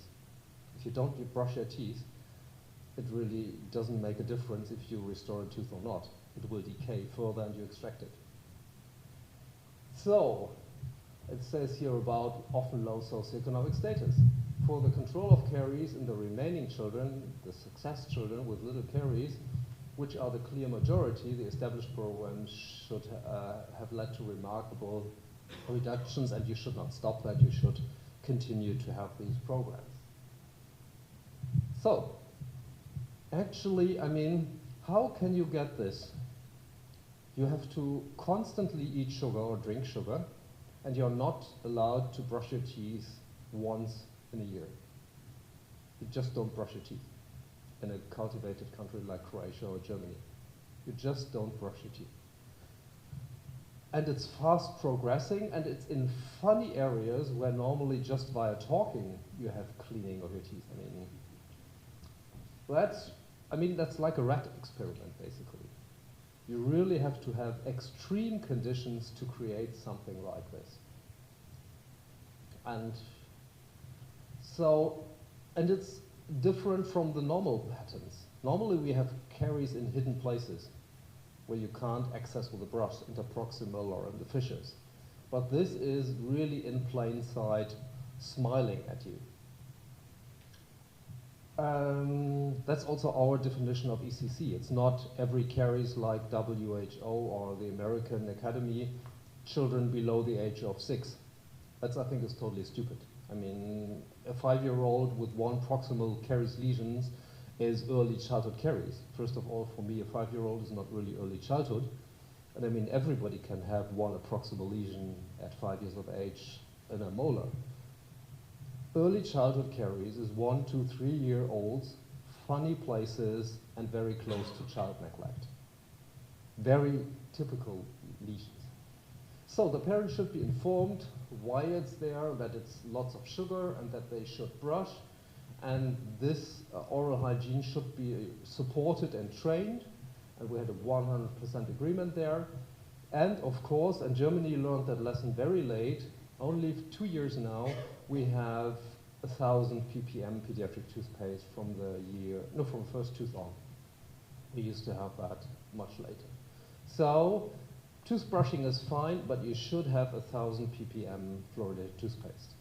We don't have toothpaste stands out here, but your toothpaste here is Colgate and Oral-B and something like that, and so they should have 1,000 ppm here. And then we had a very big discussion, or within Germany, who should get fluoride varnish treatments? Should everybody get it? regularly, regardless of the risk, or should you limit it to the risk children, teeth, populations, whatever? And there, I think we did the smarter move in this consensus, that the high concentrated fluoride varnish application should be administered to children groups and populations at high caries risk or prevalence. In the small children, but that continues for the older ones as well. So you should have a risk-based approach for fluoride varnish applications. If you are in Bosnia, I think the caries level are pretty high. So in Bosnia, in school programs, every kiddo that comes along, fluoride varnish. If you are in Germany, where 80% of the children have nothing because parents brush well, then it's totally stupid to go to schools and put fluoride varnish in every kiddo's mouth because you can't prevent anything anymore, because there is nothing. And so in Germany, it would be much smarter to do it to the migration areas, to special needs schools, wherever, and then do it 10 times a year or whatever, but not in the gymnasium, the high schools there. So, and I think that's a very clever approach here. Next thing is, in early childhood caries, of course, the sugar intake should be reduced. And now it starts to get exciting. Non-cavitated ECC lesions should be primarily treated with non-operative measures, such improving home toothbrushing with fluoridated toothpaste and fluoride varnish applications. So, if you have something superficial here, you don't take the drill, you don't take plastic fillings, and you don't fill that. You just remineralize. And maybe the most interesting thing that ORCA has done over the last 10, 20 years is to redefine caries. Because caries used to be something like brown, mushy stuff which you scratch out and put something nice in. But caries has been redefined as a process of losing minerals and biofilm there, and losing minerals and minerals walking out. That may just sound like a funny talk of experts on a green table or so, but that changes whole dentistry. If caries is not brown stuff that you scratch out, then suddenly scratching brown stuff out and put white plastic on it is not caries therapy anymore, because your minerals will walk out again, and they will walk out again. And as long as you leave some tooth there, it will walk out again. As we're all composite experts, our composite restoration will be there for 100 years. Problem is, the tooth around it has walked out of the mouth. And then you can put it in a showcase. So actually, I have to go back. So actually, getting brown stuff out there and putting white stuff on there is not caries therapy. Caries therapy would be, after you have lost minerals, you shovel them back in. So who does the caries therapy? The patient, at home, with brushing biofilm away and putting minerals in, fluoride minerals. So that's actually the caries therapy. And now, that may sound funny, and for non-cavitated lesions, everybody says, yeah, okay, brush, fluoride, finished. But it's getting interesting with dentine lesions. Is dentine any different? Is caries in dentine any different? No. And there it's really getting interesting, because your filling is not the appropriate caries therapy anymore. That's what the statement says. It says that dentine lesions without pulpal involvement, they can be successfully be treated, it's treatment, not prevention, and remineralized with silver fluoride. And of course with ordinary fluoride toothpaste and fluoride varnish also. So, this statement says, and it's basically a revolution, that even with cavities, non-invasive fluoride treatment is one option and one standard, and it has to be offered. Why is that so striking? In Germany, if you put your kiddo to GA and it dies or it wakes up brain dead because you wanted to do restorations here, and you did not tell your patients that funny experts in some classrooms teach that you just brush silver or fluoride on there and it's healing, then you lose the case. Because in German law, you have to tell your patient what's the problem or what you do and the risk and the benefit, and that your kiddo can wake up brain dead. And that's all okay. But if you don't tell them, well, if you just brush your teeth, the disease is also cured, then you lose the case. And I'm reviewer of a case in Berlin where the child, actually a 3-year-old, woke up brain dead. And every anesthesiologist in Germany knows children who died under dental GA in practices. And if you don't tell them that these lesions, as long as you don't have toothache because of the pulp, that you can just put silver on it, brush with fluorides, and do non-operative treatment, then you will lose your case. And actually, I mean, this is on high evidence, and this high evidence is in the literature for a long time. So Berlin will lose its case, even though these statements are after Berlin, because this knowledge has been there for a long time. So this funny statement here really changes the legal situation of dentistry, because suddenly non-operative treatment, remineralization, becomes a valid alternative. And if you look under the German law, where you have to do ausreichend, wirtschaftlich und zweckmäßig, if you compare ausreichend, sufficient, that's more sufficient than putting a child to GA, wirtschaftlich, economical, GA and doing everything there is much more expensive than putting the silver in there. But our pediatric dentists will slaughter me, because they make their big money with GAs and funny white plastic fillings. So we will have, just with this 10, 20 words there, a major shift in Germany at least. And in every system where there is national health system and where there is medical, legal, a concern. Okay, doesn't look good, but you can restore afterwards on top. As long as the pulp is okay, you can suddenly start here with restoring on top. You don't need GA therefore.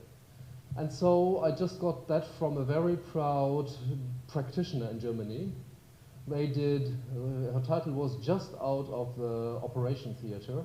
So they did endodontics here in the primary teeth with Vitapex, calcium hydroxide iodoform paste. And then they did, how they call it, circoloxin crones on those teeth. And I zoomed back to her, well, $500, because I mean, this is not economical and everything, so it's not national health system, those the parents have to pay for themselves, private. And she said, no, 3,000 euros, because we got the sides as well. And they are from Amsterdam. So if anything happens to this child, and they didn't say that you can just do it with silver and brushing and fluoride, then she has a big problem. And of course, a big threat to big money in Germany. Okay. So, unfortunately, on the anteriors, there are, if you want to do a PhD thesis or so, do it on anteriors and the restorations there. There's, these two say, there's not much literature, if it works, how it works, if ceramics are better, if build-ups are better, if Frasaco strip in one go is better. So there is really not much literature. So it's a weak recommendation, but it seems that everything that is thrown over the tooth, oops, and capping it might hold better than if you put, whoopsie, if you put little pieces of plastic all around the tooth and hope that they all glue together. Sounds plausible. Would be my thesis. So if you really do a RCT on that, do that. If you do lots of those restorations, next round do an RCT. Just tell the parents you will flip the coin what you do, and then we'll have that at moderate or good evidence, strong evidence. Very often, I mean, if somebody comes like this, what is our prognosis or projection? What will happen after we are done? Won't be too much better. So, very often persisting high caries activity, low socioeconomic status, limited cooperation. So even robust measures with a high success rate, and that means extraction, are indicated very often. And this applies especially if you're working under GA, because if you fail with one of those restorations and you have an uncooperative, kiddo goes back to GA. And then it costs money and it has an additional risk. So, as we said at lunch, extraction is quite a good therapy. You just have to keep the space. Finished. Because we wrote that in there because the other part were the restorative folks. And what's the name restorative and conservative dentistry? They want to preserve everything. And maybe that's one of the biggest differences with being a pediatric dentist. You also have a forceps, and you extract teeth, you keep the space, and then you get new, shiny white teeth for free. So we are not restorative and conservative dentists. We just want to have function and a permanent good dentition. So, the high failure rate of restorations in upper anteriors with severe ECC and lacking function, the extraction of uppers can be a justified therapy, and then replacement, especially if a removable space maintainer is incorporated. Space maintainer is for molars, and pediatric denture is for the anteriors. Then you could, of course, consider putting them in order to stabilize chewing, food, oral function of the stomatognathing system. Of course, this looks pretty naked, so you can consider, if you're already putting side teeth in, also put front teeth in. Okay, and she's happy. Okay, now we go to the molars. As I already said, molars are a difficult topic because primary teeth have little enamel, permanent teeth have big enamel. Primary teeth have a big pulp and big pulp horns and very porous dentine tubules, so lots of contact here, and they have little dentine. So actually, in a normal tooth, it's almost impossible with active caries lesions to do a proximal restoration, because either you can't anchor it, or you hit the pulp and it's very angry and makes fistula or abscess. So what's the American way out of this? You just chop off the coronal pulp and you call it pulpotomy. And then you put a stainless steel crown on. One other non-invasive way would be brushing, brushing, brushing. The pulp detects that there is a problem, it recedes. And then if you have a girl, then you can restore. If you just have a boy, well, they don't need to be beautiful. Yeah. So, same conclusions basically. Non-restorative caries control or caries care achieves comparable results to those of conventional direct restorations. So if you put a filling in here, or if you just brush it, after 4 years you have exactly the same results. Exact numbers of progression, exact numbers of fistula, abscess, pain and extractions, and in England, days of school lost being ill with toothache. So, the Brits and the Germans, it really doesn't matter if you put something in here or if you just brush, because the decider is the biofilm. If you lose minerals, it really doesn't make a difference if there is something in or not. Like here, a typical Brit filling, first of all, they use a material which doesn't work in the first place, and then they have secondary caries. Yeah, because minerals still walk out.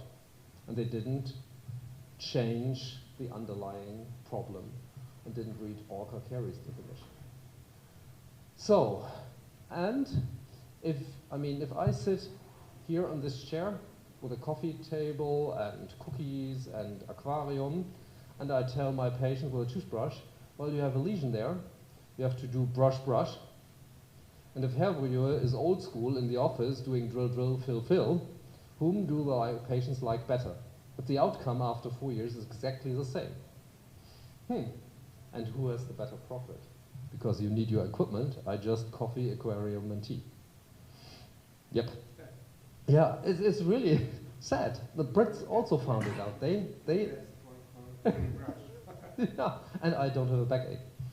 Yeah, so they found that out in Ireland also, that teeth that were restored didn't have a better prognosis or result than teeth that were left untreated. Of course, you can have one other conclusion, which is also not too generous for dentists. Dentists, in the mean value, do a lousy job. Yep. They just don't read indications and they use materials which also sometimes are not fitted for that indication. And that's what they do. I do lots of continuing education in Germany and I ask them, what do you use for 6-year molar MO? And then they say, glass ionomer. Yes, glass ionomer is a nice material, but not for proximal and for permanent long-lasting restoration. And it's actually not reimbursed by the national health system in Germany. They should say amalgam. But they don't like amalgam because with other stuff, white stuff, they make more money. So it's a tricky system and I like really working evidence-based statements. And if you throw them back into your dental population, then they make the difference. But they're all evidence, and that's why they have to be evidence-based. So, if you just brush, you have the same results as if you do restorations.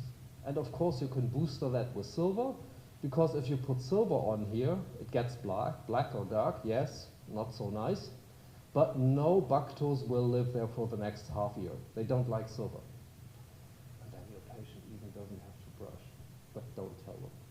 Yeah? Because with a silver, it disinfects, it's like a disinfection bomb. No bactos lives there.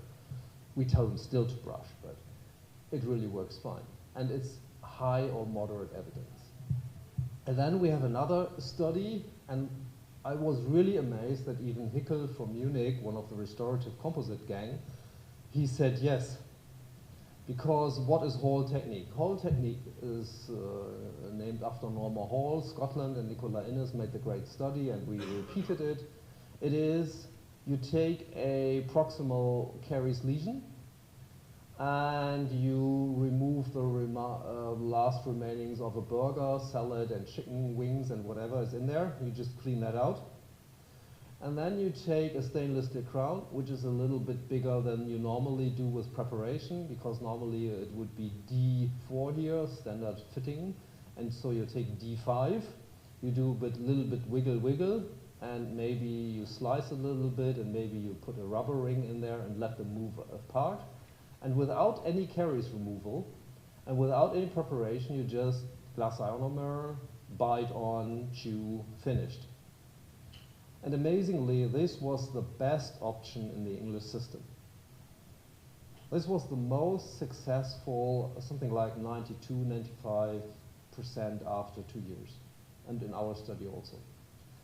So you don't need caries removal or scratching out this brown stuff. And you actually don't need preparation for a stainless steel crown. And this always is better than even an adhesive filling in populations where you have caries activity. Of course, if you don't, I mean, blonde Danes go to school and they are dragged to the dentist for toothbrushing and for care and checkup. They can't escape. And if you have such a tight system and nobody gets caries anymore, then Vibeke Quist found out that proximal fillings do a good job. But if you have a population that tries to get around the toothbrush and is successful and has caries activity, then the filling always loses because you leave something of the tooth that's left. And that's the weak spot, not your composite. Composite is great, even glass ionomer is great. The weak spot is the remaining tooth. And the stainless steel crown, American way with pulpotomy and preparation, or English way, sloppy glue it on, without preparation, is always successful because you don't leave anything of the tooth visible to caries and bactus, and they don't have a can opener. So you have a success rate of 94, 95%. Proximal fillings, Jan Kühnisch, München, they were proud of 5, 6, 7, 8% lost per year. And in Greifswald we lost 25 in a year because we have, I mean, these 4-year-olds who never brush. So the filling, the higher your caries prevalence, the more neglect your patients are, the more difficult fillings get. Art is difficult in multi-surface restorations because I know you have glass, you're experts here, and they do a lot with glass ionomer, and they push it beyond even their limits. But the standard use of glass ionomer, at least in Germany, but also in the UK, is extremely sloppy and lousy. They put something in there that is not really hard when the patient asks and it's diluted with saliva, and it's done on a 4-year-old tiger who didn't cooperate. So lousy conditions and lousy failure rates. And if you do that, yes, in multi-surface restorations, that's problematic. In occlusal ones, it works fine.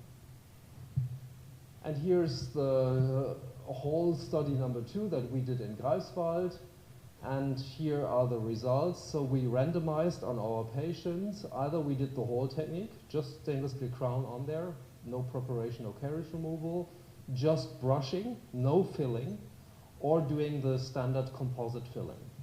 So, whole technique, stainless steel crown, also with American pulpotomy, always wins. 98% success, it was in 1 year success rate.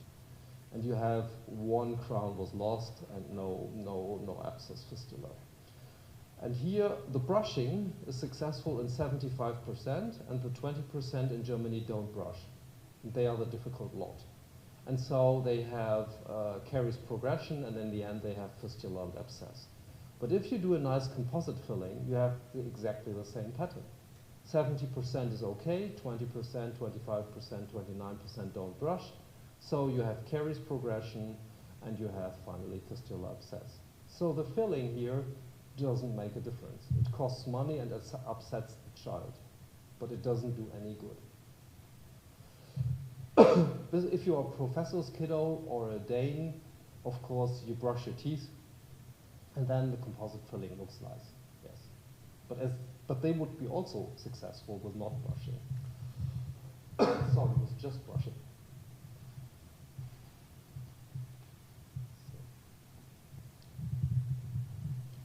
Okay. So the solution to heavy destruction and multi-surface is stainless steel crown. American way with pulpotomy, Scottish way, German way with just popping it on. Of course, some patients, because here in lovely Croatia, of course, they want to have white teeth. They want to look good. But after this consensus, what would you say then? Multi-surface white stuff doesn't work. So what's the only alternative? Extraction. And then parents suddenly are very motivated. Okay, you can do the crown. Or what do I do with my child? In the chair, I ask them, oh, you're a lovely girl. Do you want to have a princess crown on your tooth? And she says yes and smile. And I say yes and smile. And then mama or papa can't say very much. Or if it's a boy, I say, do you want to have, what's written in English, a knight crown? A knight is the knights fighting like King Arthur and his knights. Do you want to have or pirate tooth? And they all say, yes, oh, pirate tooth is good. And then in the end, our parents also like it because it works. If we would have done in these patients nice white stuff, and they all fall out, secondary caries, fistula, abscess, at Christmas or whatever, they are not happy parents. So our office, although we produce black teeth temporarily, or silver teeth, is mega full, and it works. And we have very satisfied patients. And one of the leading pediatric dentists in Hamburg, who's doing whole North Germany, does exactly the same thing, and it's the old American way, because it works. Okay, now I just want to put in a clinical case, which one of our master students and our co-worker does. So it's a 6-year-old boy, I think, and he came with toothache. And of course, toothache means pulpal involvement, and pulpal involvement is pretty close to extraction. So that's what you know when someone comes with toothache.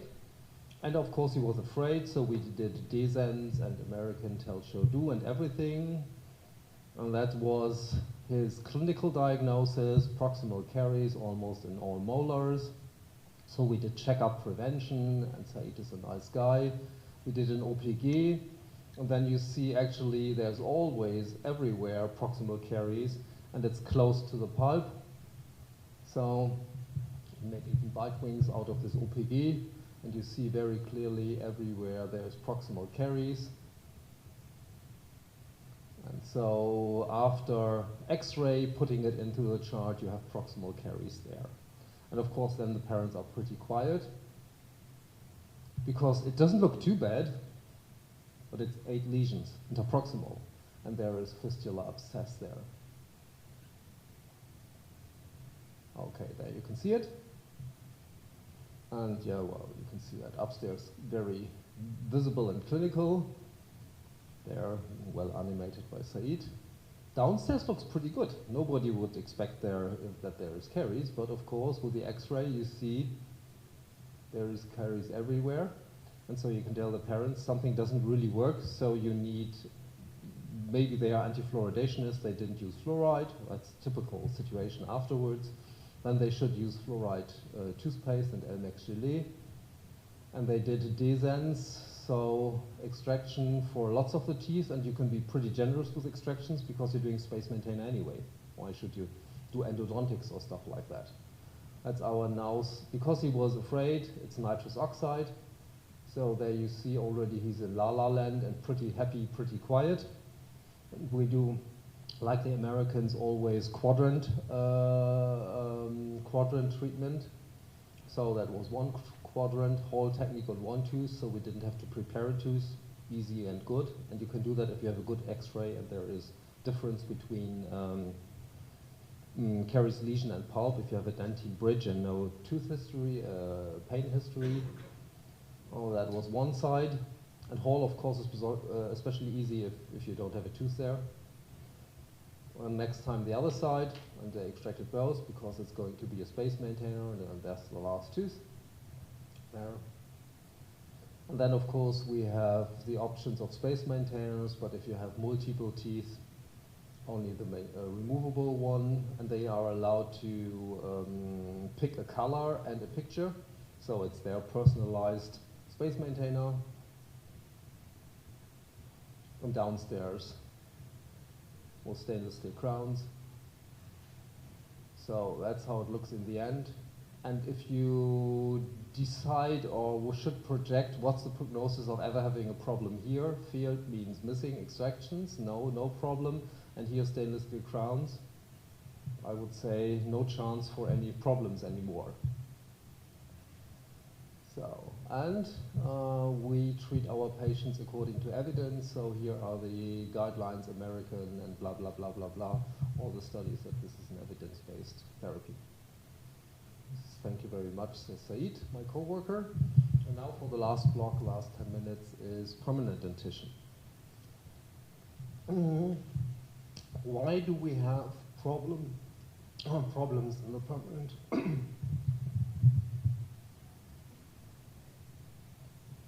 In the permanent dentition? Because children don't brush erupting molars. The erupting molars are a little bit shorter. That's the definition of erupting. I mean, erupting means below occlusal plane. So we have very well-trained dental nurses, prophylaxis nurses, but they are all trained by periodontologists.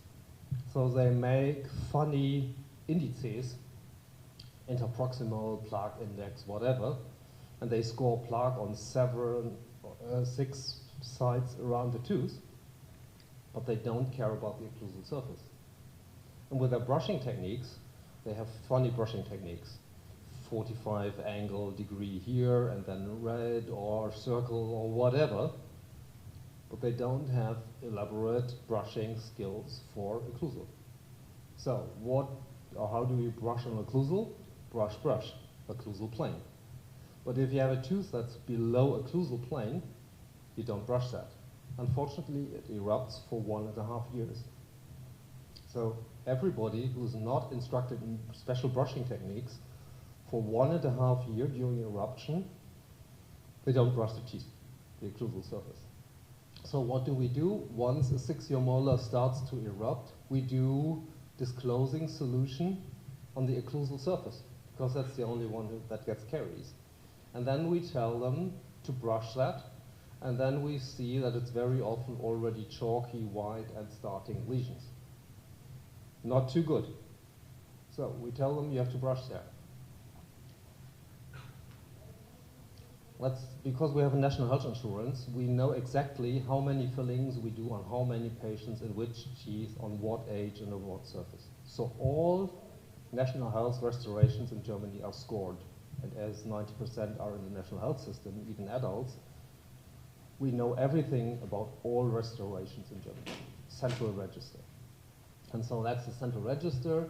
What do you do in the first 6 years of permanent teeth? You only restore occlusal first permanent molar. I mean, you can brush that. That's not hidden like proximal. And as I told you, most people brush like this, but they should brush every erupting tooth from the side, crosswise. So first of all, we need a toothpaste. Actually, it should be above 1,500 or close to 1,500 ppm. And we should have special focus on occlusal brushing. And we have the same as using fluoride gels, varnishes, or whatever high concentrations for those who need it, and those who need it is teeth, individuals, or groups or populations with high caries activity. And then, question is, what's the indication for a sealant? For a long time in Germany it was, if you have a molar, that's the indication for a sealant.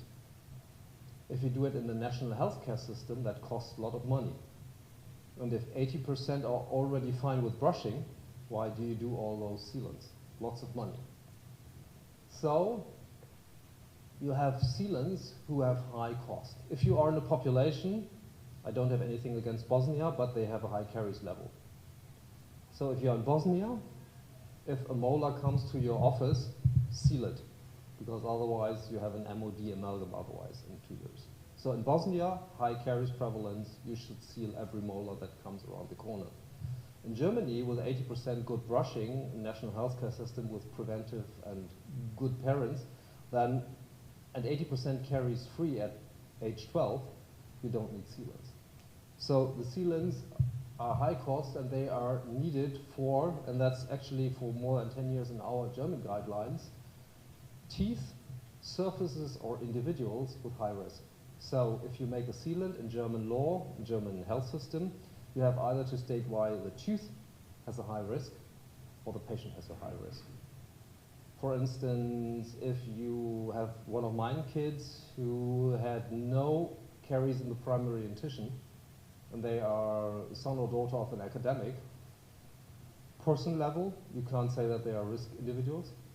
And on the tooth level, in the mouth, there's no caries. Why should 6-year molar suddenly get caries?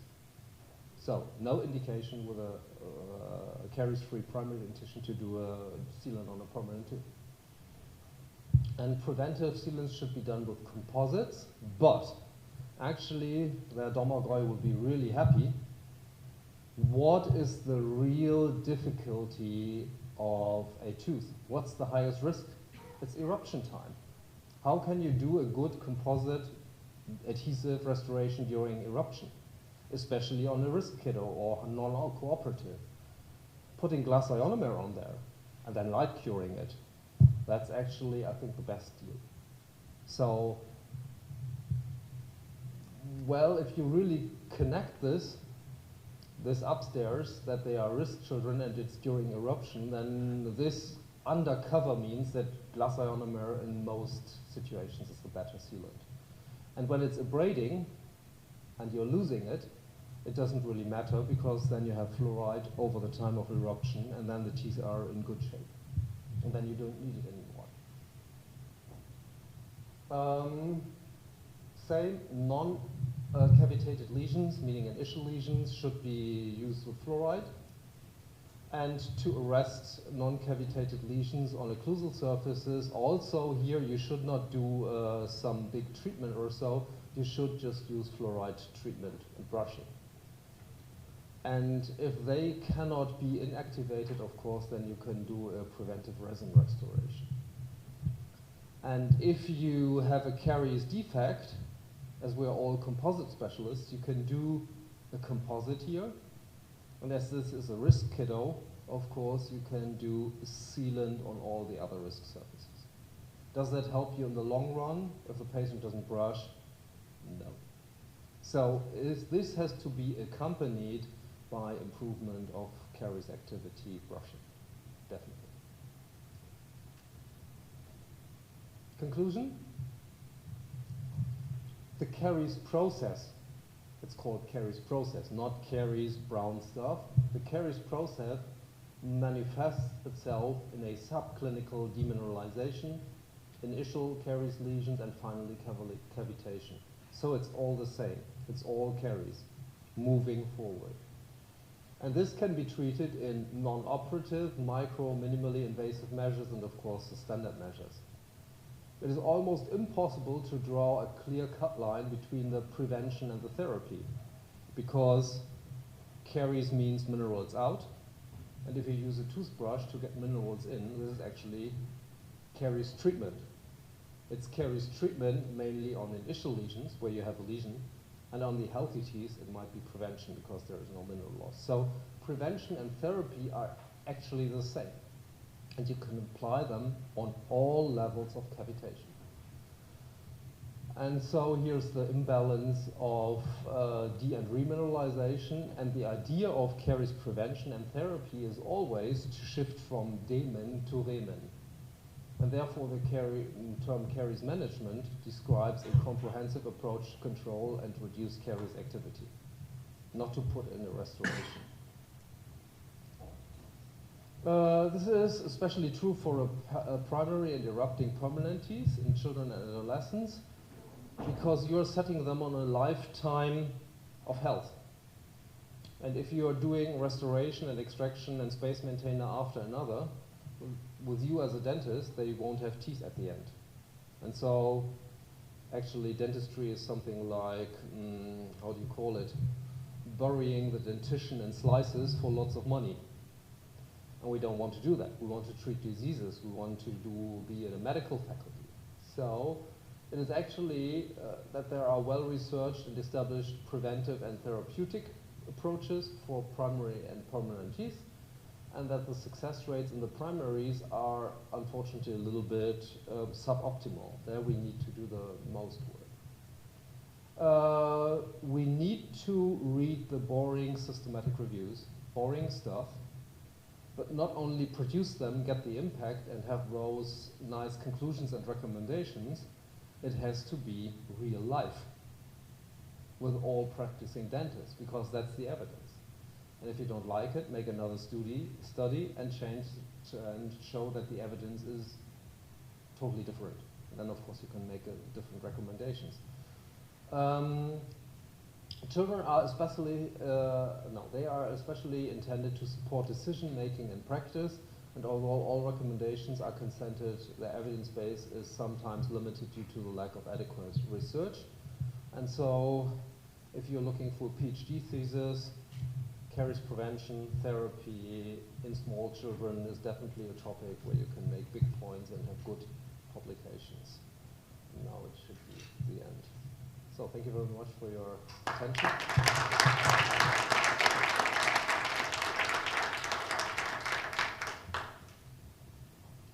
Thank you, Christian, for a wonderful presentation. I'm sure that you will get many questions from the audience, because many of us is trained in the old-fashioned style, drill and feel, and those kind of development, managing dentistry, not just curing or healing. Managing dentistry means many different slices, not cut it, to just understand the story, and the floor is open, please. Do you have any comments, questions? More than welcome. But it's difficult to tackle a systematic review, and that's what I find most charming. It's not some weird folks, professors that met somewhere. We did the work before, and you all, as researchers with the publications of studies, did the work before. So it's a very meticulous process, and the endodontics, for Orca, I'm in the endodontics gang, they will do the same for their interventions, and it will be as shocking. For instance, the old drilling in the canal and putting gutta percha in there is, even if the patient comes with primary toothache, not fistula or abscess, it's as successful as doing a pulpotomy at a certain level. And then, as we all know in pediatric dentistry, you cover it with something bio stuff and then close it. And they grow. Yeah, MTA, biodentine, whatever. And that's as successful. And in the US, when I was there, they called it high amputation. Not this pulpotomy at the top level, further down. And it seems to be in studies as successful as doing all the endodontic stuff. How do the endodontics like that? Especially if you're not a biological endodontic with tissues, Yeah. if you are a mechanical endodontics with filing and measuring the gap. It will be shocking, but if you don't like it, make better studies. It's a time of changing. 10 years before we don't have a smartphone, and nowadays we cannot live it anymore with this. Yeah. It's a very understandable. I want to point out also some very important stuff about the prevention, and as you understand during his presentation, he likes Croatia very much. He owns the apartment in Croatia. He is a citizen almost of Croatia and good friend. But the very interesting thing is the political approach, and also the heritage from the history and the development of the special inside the nation, the caries-prone persons.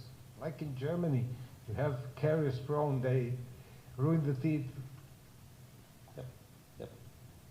And lose the crowns in very funny ways, and that's the story, because they don't brush the teeth. Yeah. And some Germans would like to say it's the foreigners, it's the Bosnians that migrate to Germany, or it's Syrians. But actually in Greifswald and around in the east, we hardly have foreigners. Yes, we have some, but the majority with the people not brushing their teeth, they are blonde ones. And the low socioeconomic status is blonde ones. And so it's our own problem. We can't say, oh, all those foreigners, they just don't get the message. No, it's us. Yes, and the second stuff I want to have a comment from your side. It's a very nice explanation how to change their mind. It's a little bit difficult with the southern people about the black teeth or silver teeth. That's the silver diamond fluoride. It's very helpful. And we have still problem in Croatia because it's not registered as a medical product. And the price is actually low. The distributors don't have interest to do the paperwork for the medical product and pass all that. You don't get SDI here as SDF? No, as a registered medical product. Still, we have it as medical device. It's not therapy, and it's for hypersensitivity. Okay, that's the way. And so we misuse it. But actually we don't have a very bad conscience about that, because in Australia, Asia, Oceania, it's registered as caries medication. In the US, the American Academy has very intensive research done, and they come to the same results as we. It's better to put the silver on than put kiddos to GA. So it's very recommended in the US, and there's even a YouTube video by Jeremy Hurst, ERPD, who says, okay, here, be brave. It's registered for hypersensitivity, but we should use it for caries. And that's now American Academy of Pediatric Dentistry official statement. And I mean, ERPD here, European, they say all the same. And so the only thing we do is that we tell our patients, first of all, it's going to be black.